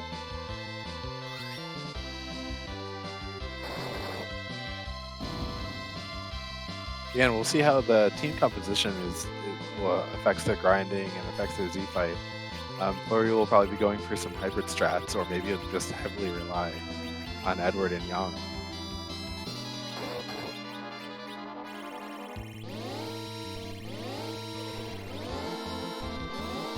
Yeah, it looks like he's going to Mysidia, so I wonder if maybe he's going to be switching up his party right away now that he knows that he's going to be maybe going to do a little bit of grinding, but he might be looking for an ability anchor first. He's got a number to choose from, and Get Coop asking in chat why Poydrak isn't life glitching. Poydrak might not have really visited shops enough to buy life potions, since there wasn't really a lot of incentive to go to any.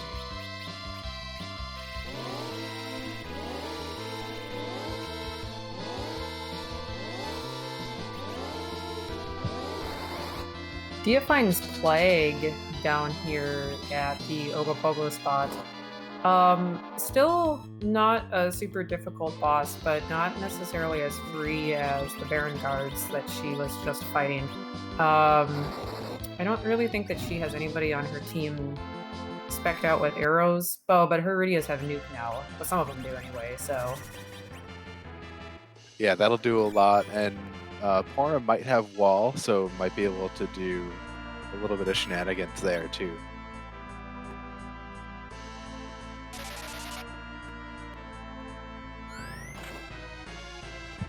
Dia must be very close to having her party ready, since at least one of those Iridias had nuke, but it doesn't look like all of them do, so she might just be trying to get nuke on the rest of her Iridias here. Yeah, that sounds like that's going to be the case. And there indeed is a Porum who gets killed and revived to kind of reset the count. Probably not going to do Plague kills itself strategies here, but we'll just kind of nuke and arrow down and use Bahamut's. Yeah, it looks like Dia does have one of her Iridias equipped with a bow and arrows, and Plague being a flying creature is going to take quad damage to those arrows. So that Berserk Iridia is doing 3,000 and 3,500 damage with those arrows.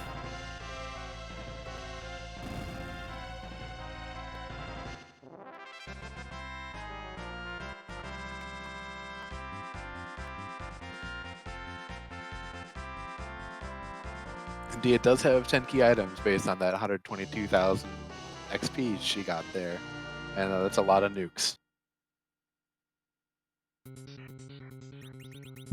Gets another Bahamut summon for her trouble. We found one super early in the grass in Mist Village, and now here's another one just waiting for them at the top of the moon.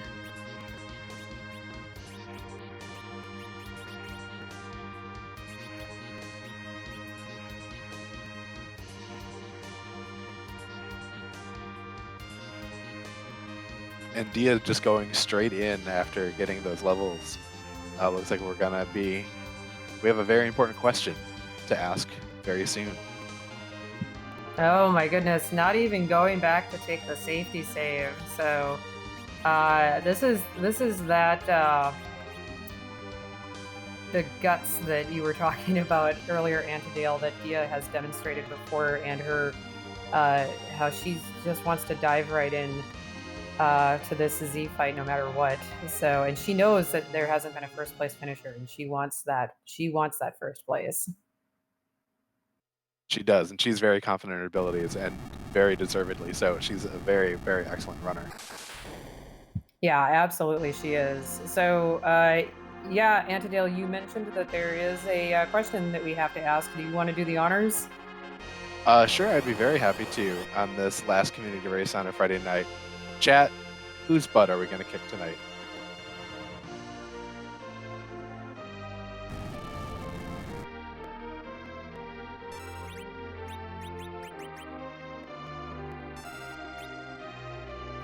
Oh, and we have quite the race since Flurry is also directly behind Dia. Oh, he is. I guess I hadn't even noticed until here he is triggering the fight, but this is going to be quite the seat clencher, the nail biter, as the two of them go into this fight right behind each other here. Yeah, with Flurry relying on the spoon and on Yang, and Dia relying on nukes and nerfs.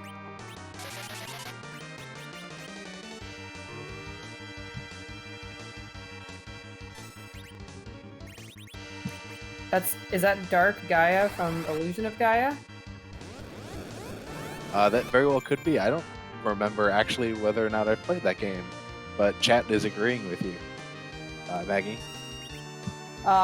It's been a very long time since I played that game, but that's a very nicely rendered sprite by our community artist Scala Kitty, who does all of the Z sprites for our randomizer. It is. She does such a wonderful job, and the entire development team, with Portface giving us the randomizer and Rivers kind of helping guide development.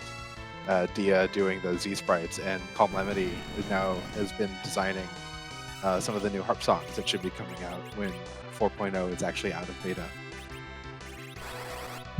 Yeah, it's really a fantastic community, and not just, of course, the admins and all the developers. They do a fantastic job, but the community in general is also very welcoming. So if there's anybody in chat who is maybe watching or lurking, who is newer, maybe is not familiar with our community or the game here, please feel free to join our Discord. We're always welcome to have new people. Just join us, but also join us for the races like this that we have on Mondays and Friday nights. Always happy to welcome new people into the races and into the game. Yeah, absolutely. I found the community to be wonderful people and very happy to answer questions and help. And the most knowledgeable people are always willing to kind of give some very in-depth answers and really just expand the knowledge of the game. No one hoards any information to themselves. Yeah, definitely. There are people who are very competitive, but in a very community-esque way. Like, we do have tournaments and these races and such, but nobody's ever, like, it's not in a I have to win to be first kind of way. It's always very friendly, very, very chill. Yeah, absolutely.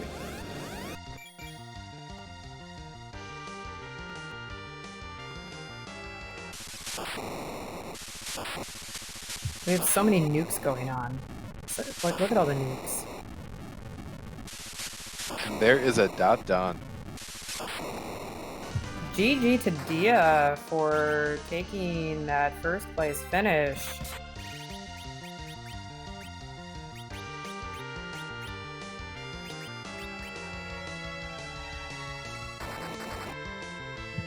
GG coming in for Dia coming in first with an official time of 1 hour, 43 minutes, and 14 seconds. We're going to see if we can get her in for an interview in just a moment here.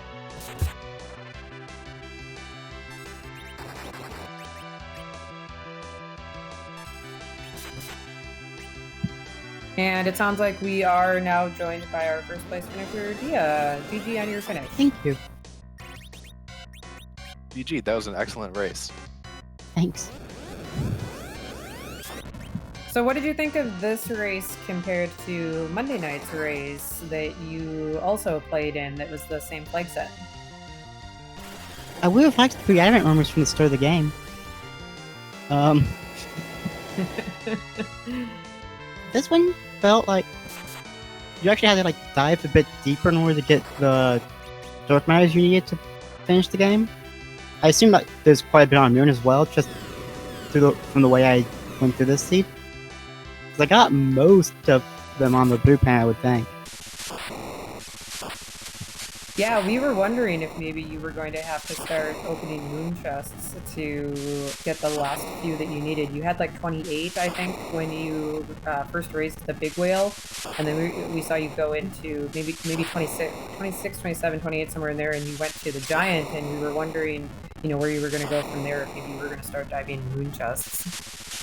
I went to the giant because I wanted to check the element spot, just to see if it was a quick boss with experience. I saw Go Bears and decided I was not doing that. Yeah, we all commented on that. We said, "Oh, are we gonna find a free boss? You know, we haven't seen Baron Guards, we haven't seen Typo Guards. Is it gonna be free? Oh no, that's the opposite of free." Yeah, pretty much.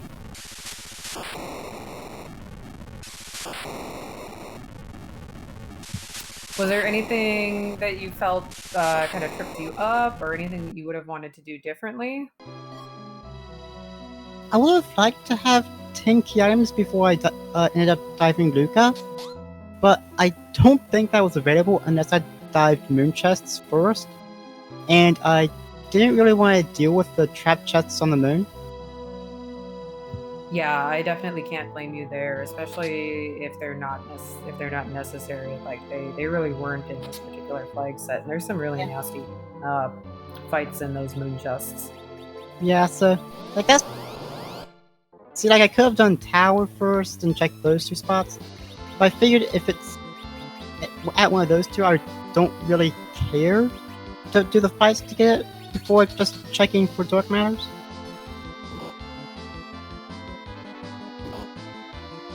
But yeah, like in the end, I think this race just kind of came down to how you got your experience. I was able to route most of it in with getting dark matters and Nuka, and then just a couple moon bosses, which were pretty free with 4 Bahamut's.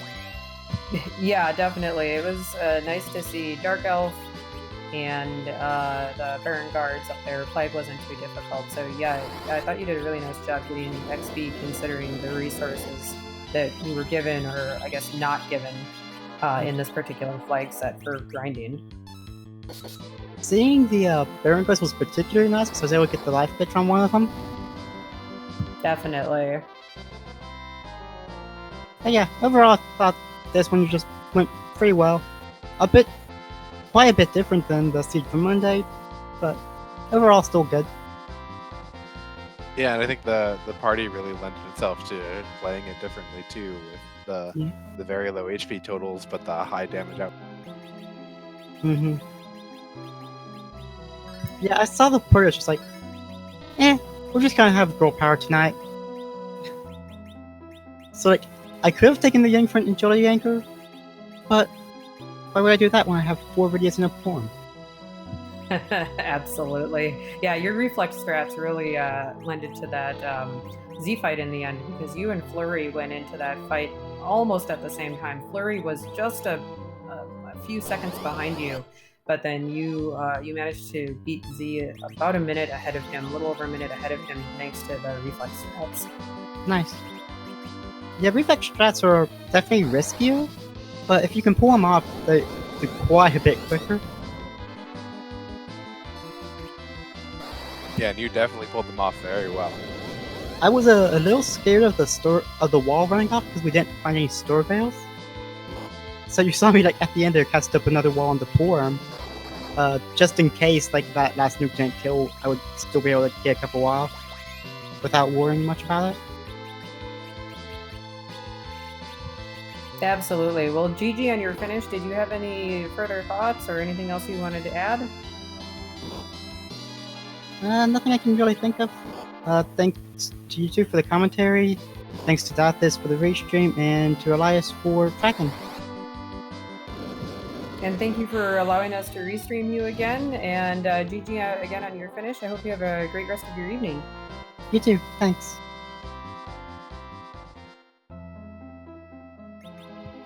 And that was Dia, our first place finisher. GG to her. And while we were talking with Dia, Flurry 14 did come in second place with an official time of 1 hour, 44 minutes, and 51 seconds.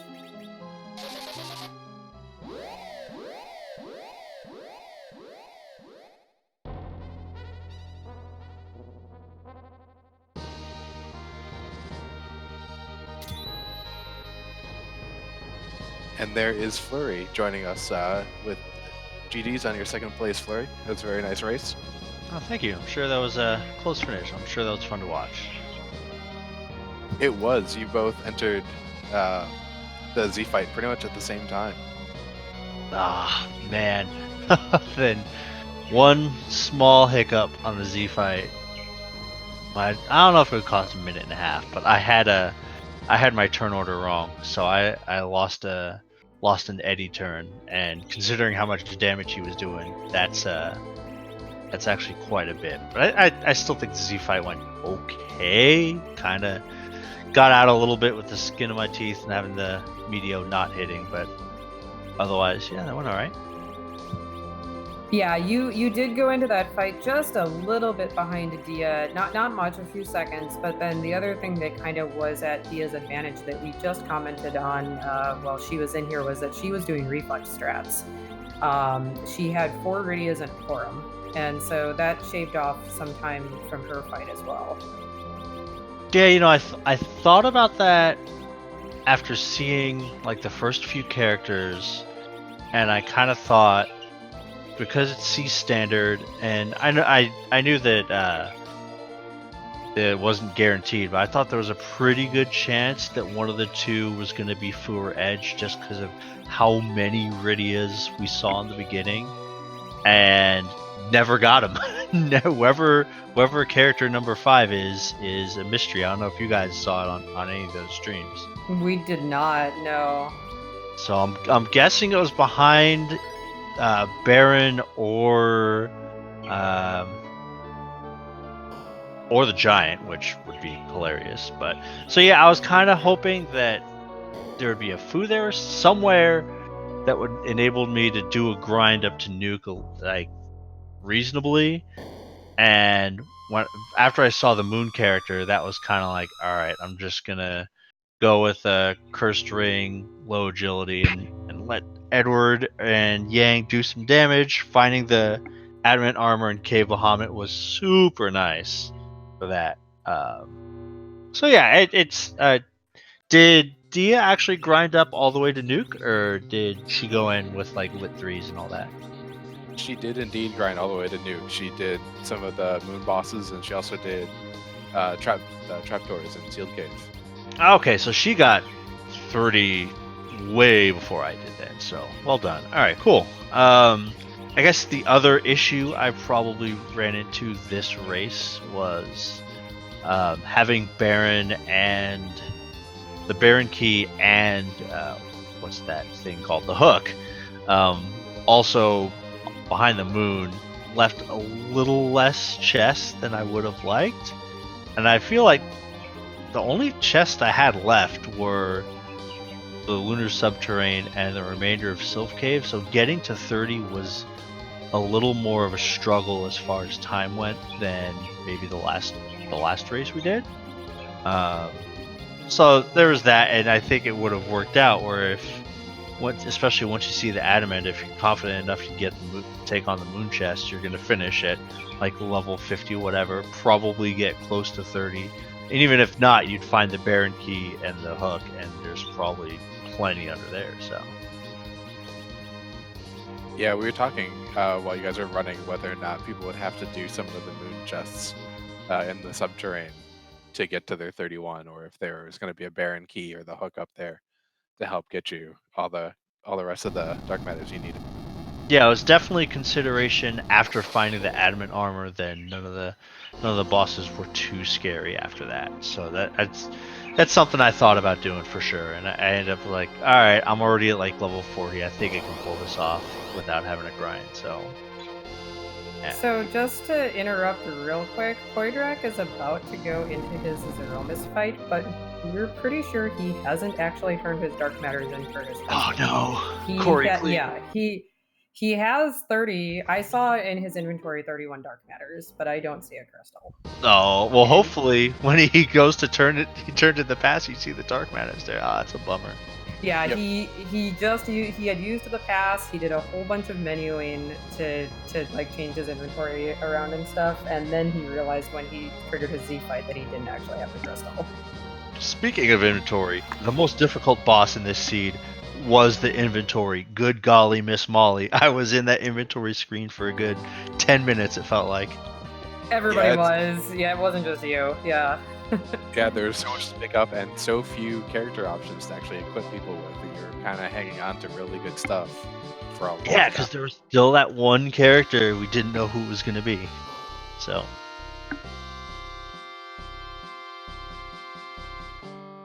Yeah, we never did see the last character. We never saw who was in Baron. We never saw who was behind the hook. And of course, we never saw who was at the giant. So we don't know if there was a fifth character and where they were.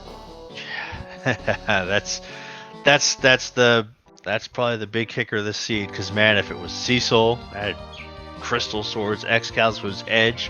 I had like an entire armory to throw at whoever. If it was Fu, fantastic. You know, any of those would have been great. So. Yeah, even Kane, there were defense swords and Avengers and White Spears. Yeah, Kane would have been okay too, because if he had done, it would have only taken like a couple chests with the slingshot to get him up to the point where he could have contributed in that fight. And Poydrak has now picked up his crystal and is ready to go in and pick up a few elixirs at a dwarf castle too. Yeah, why not? Triple Bahamut, and if you really wanted it, quad Bahamut at the start though was pretty fun. I can't lie about that. Yeah, that definitely made the seed go from, oh my gosh, that's a lot of Iridians without a lot of HP, to, oh, they're fine. There's a lot of Bahamut. I thought it was actually pretty amusing when I don't know if Edward was the third character that you picked up, but we were like, oh, he basically, Flurry basically just doubled his HP pool. He went from 2 Iridias with 30 HP each to adding an Edward with 60 HP. Yeah, that's why I threw the dancing dagger on him to begin with. I was like, well, Edward's probably most likely to survive a physical attack, so let's get him up to, I don't know, 80 HP after Anline Cave, please. Right. The strange calculus of free enterprise. Yep. Well, did you have any other thoughts or anything else to add about this seed?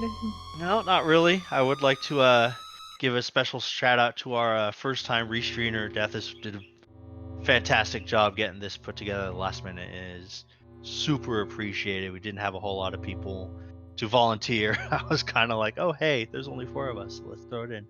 Did a fantastic job, so huge shout outs in that regard. Appreciate all the work you guys put in for this. Absolutely, and thank you so much for letting us watch your stream and to being on the restream tonight. Always a pleasure to watch you and the rest of the runners. All right, thank you very much, guys. You have a good night. Thank you too. You too. GG.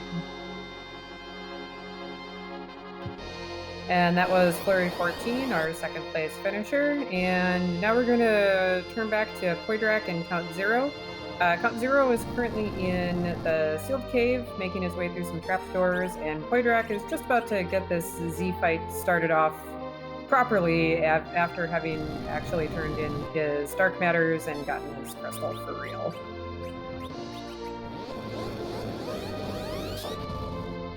Yes, I'm sure we've all gone to Z without the crystal. I know that in Forge I've done it a couple times. Yeah, absolutely. In our League flag set, where you have to find the Legend Sword and the Adamant, and then take them both down to the blacksmith, you have to collect the crystal at some point too after finding the 2 items. And there have been many people who have forgotten to actually collect the crystal. They'll go with the Legend Sword and the Adamant after not actually getting crystal, so not an uncommon thing to do. Nope, and Zeromus unfortunately does not want to actually forge you the crystal. It's a little bit sad. No, he's also not going to take a bunch of lumps of coal. He's just going to laugh at you.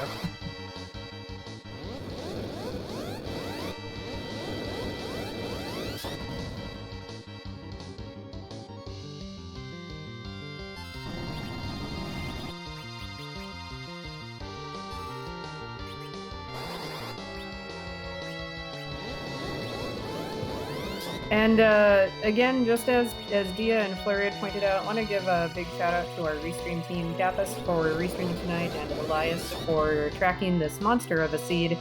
And of course, Antidale for joining me in the booth. Thank you so much for being my co-commentator tonight, so I don't have to talk to myself for 2 hours. Indeed, and thank you also for joining, and it's been a pleasure. Yeah, absolutely. Always a pleasure to watch these races and to watch our runners. Always happy to join in on the community events.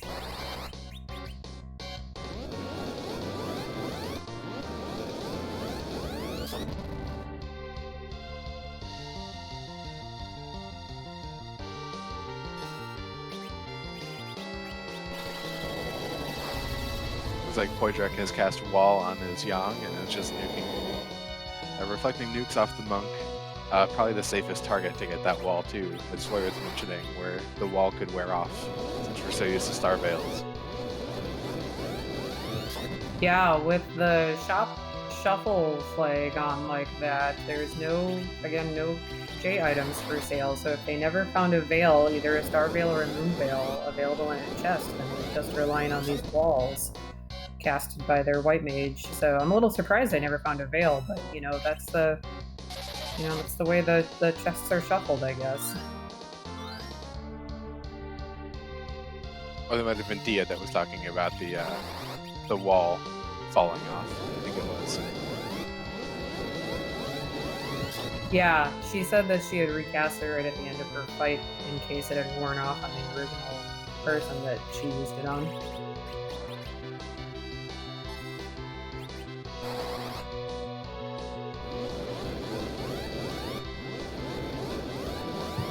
Chat is talking about all the different places that they have forgotten to check. So missed checks are not uncommon at all in any seed, really.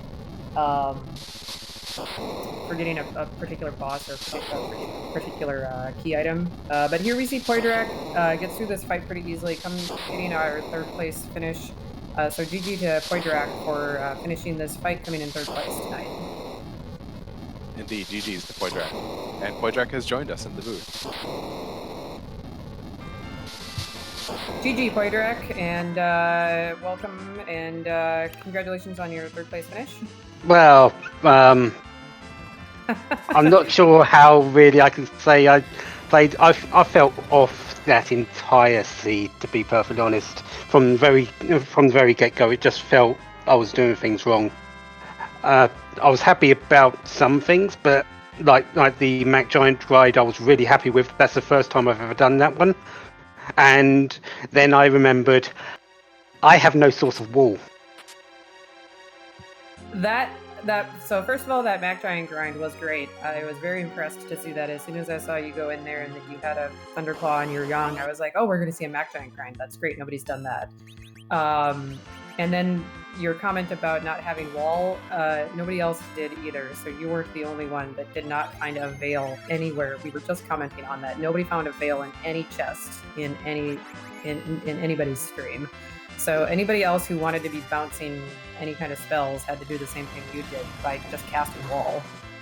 Yeah, but what I mean by I didn't have any source of wall is I had 0. I didn't even have Purim at that point. I had to do that little bit of a grind on the moon just so I could get wall. Oh, just so that and then you can finish up your get your reflex strats going there. Okay. Yeah. Yeah, I guess I wasn't paying attention that you didn't have Purim for the entire seed. Yeah, somewhere in my mind it felt out like automatic that I was going to go and do this reflex strat, but I just forgot I was missing the very key component. Well, and something like a Star Veil is so common that you are so used to either finding it in a shop or at least finding one in a chest, just having one in your inventory, that when you don't have it, you go to look, you're like, wait, where's this item that I need to have? Yeah, and then there was the realization that I hadn't actually gone to Corey to pick up the crystal on the first time I went to Zeromus, which was interesting. Yeah, I just felt off that entire seed. Well, for what it's worth, aside from realizing that you didn't have the crystal right at the end there, I don't think anybody noticed how off you were playing, because I think that you played perfectly great. I thought you had a great seed, a great run for the majority of the seed. Yeah, it's probably just personal thing. It doesn't come out so much when you're watching 4 different players at once. I think that's, if you were really focusing on my own play, you would have noticed a lot of key mistakes.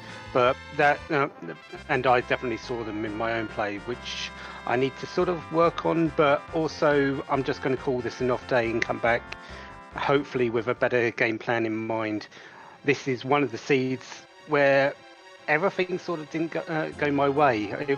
didn't go the normal route that this would normally take, because there was a lot of gating items. So not all my dark matters were on the earth for once. So yeah, I felt it took me out of my comfort zone on the seeds. It took me out of and just threw me off. That's all. Yeah, and the start and the character selection would have done that too. Like there wasn't a lot of hit points early. While you got some Bahamut's to do some damage, you couldn't do it repeatedly. We did see you kind of run out of MP in a couple of places. Yeah, I wasn't. Yeah, I wasn't paying attention to my MP things, but the start was perfectly fine. Give me Rydia, give me Edward, give me Rydia Edward start any day, and I will run through that seed. It's my actual favourite pairing to start up with, because there's a lot of things you can do with it. It's just they have low HP at the very start. You have to sort of nurture them a little bit. For sure, you have to kind of shepherd them through the first few fights. Yeah, and that was very easy with that early Stardust Rod and the early easy bosses with Dark Imps and King Queen Eblin and a few others.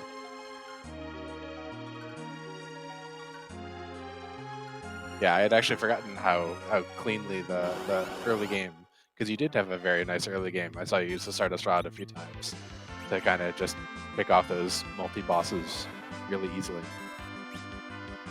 Yeah, it was okay, but again, I sort of felt off during it. It definitely came to a sort of head when I got to Dwarf Castle and saw that Bahamut. I thought, wait, I can do this. And then it didn't happen for the first couple of times until I actually took off the curse ring to slow him down. So, which seems odd, because you usually put the curse ring on for slowing people down, but because of the way the agility was, just taking it off made it easier. Yeah, the agility's a fickle beast in Free Enterprise. It is, yes. But yeah, it's just GG to everyone that turned up for this. I'm going to put it down as off day. I'm just going to continue on my own thing and come back next week that little bit more focused, and hopefully we'll see what happens.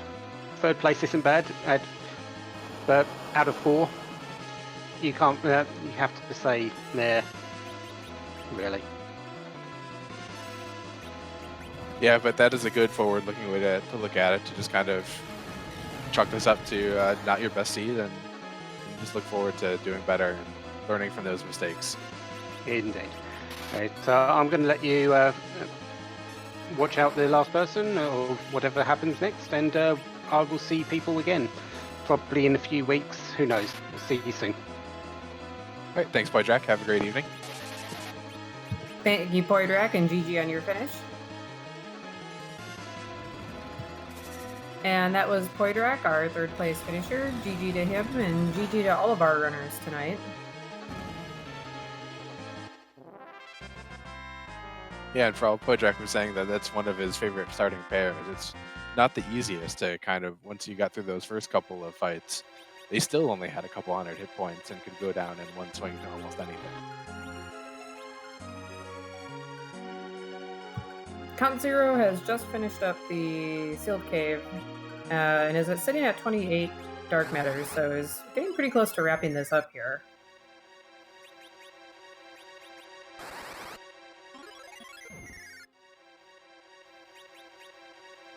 Yeah, I haven't been paying attention to his levels to see how much... Oh, he's got some pretty good levels. They're going to be raiding Count Zero to kind of cheer him on one-on-one. Absolutely. So thank you for joining us tonight. Stick around to watch the end of Count Zero's stream.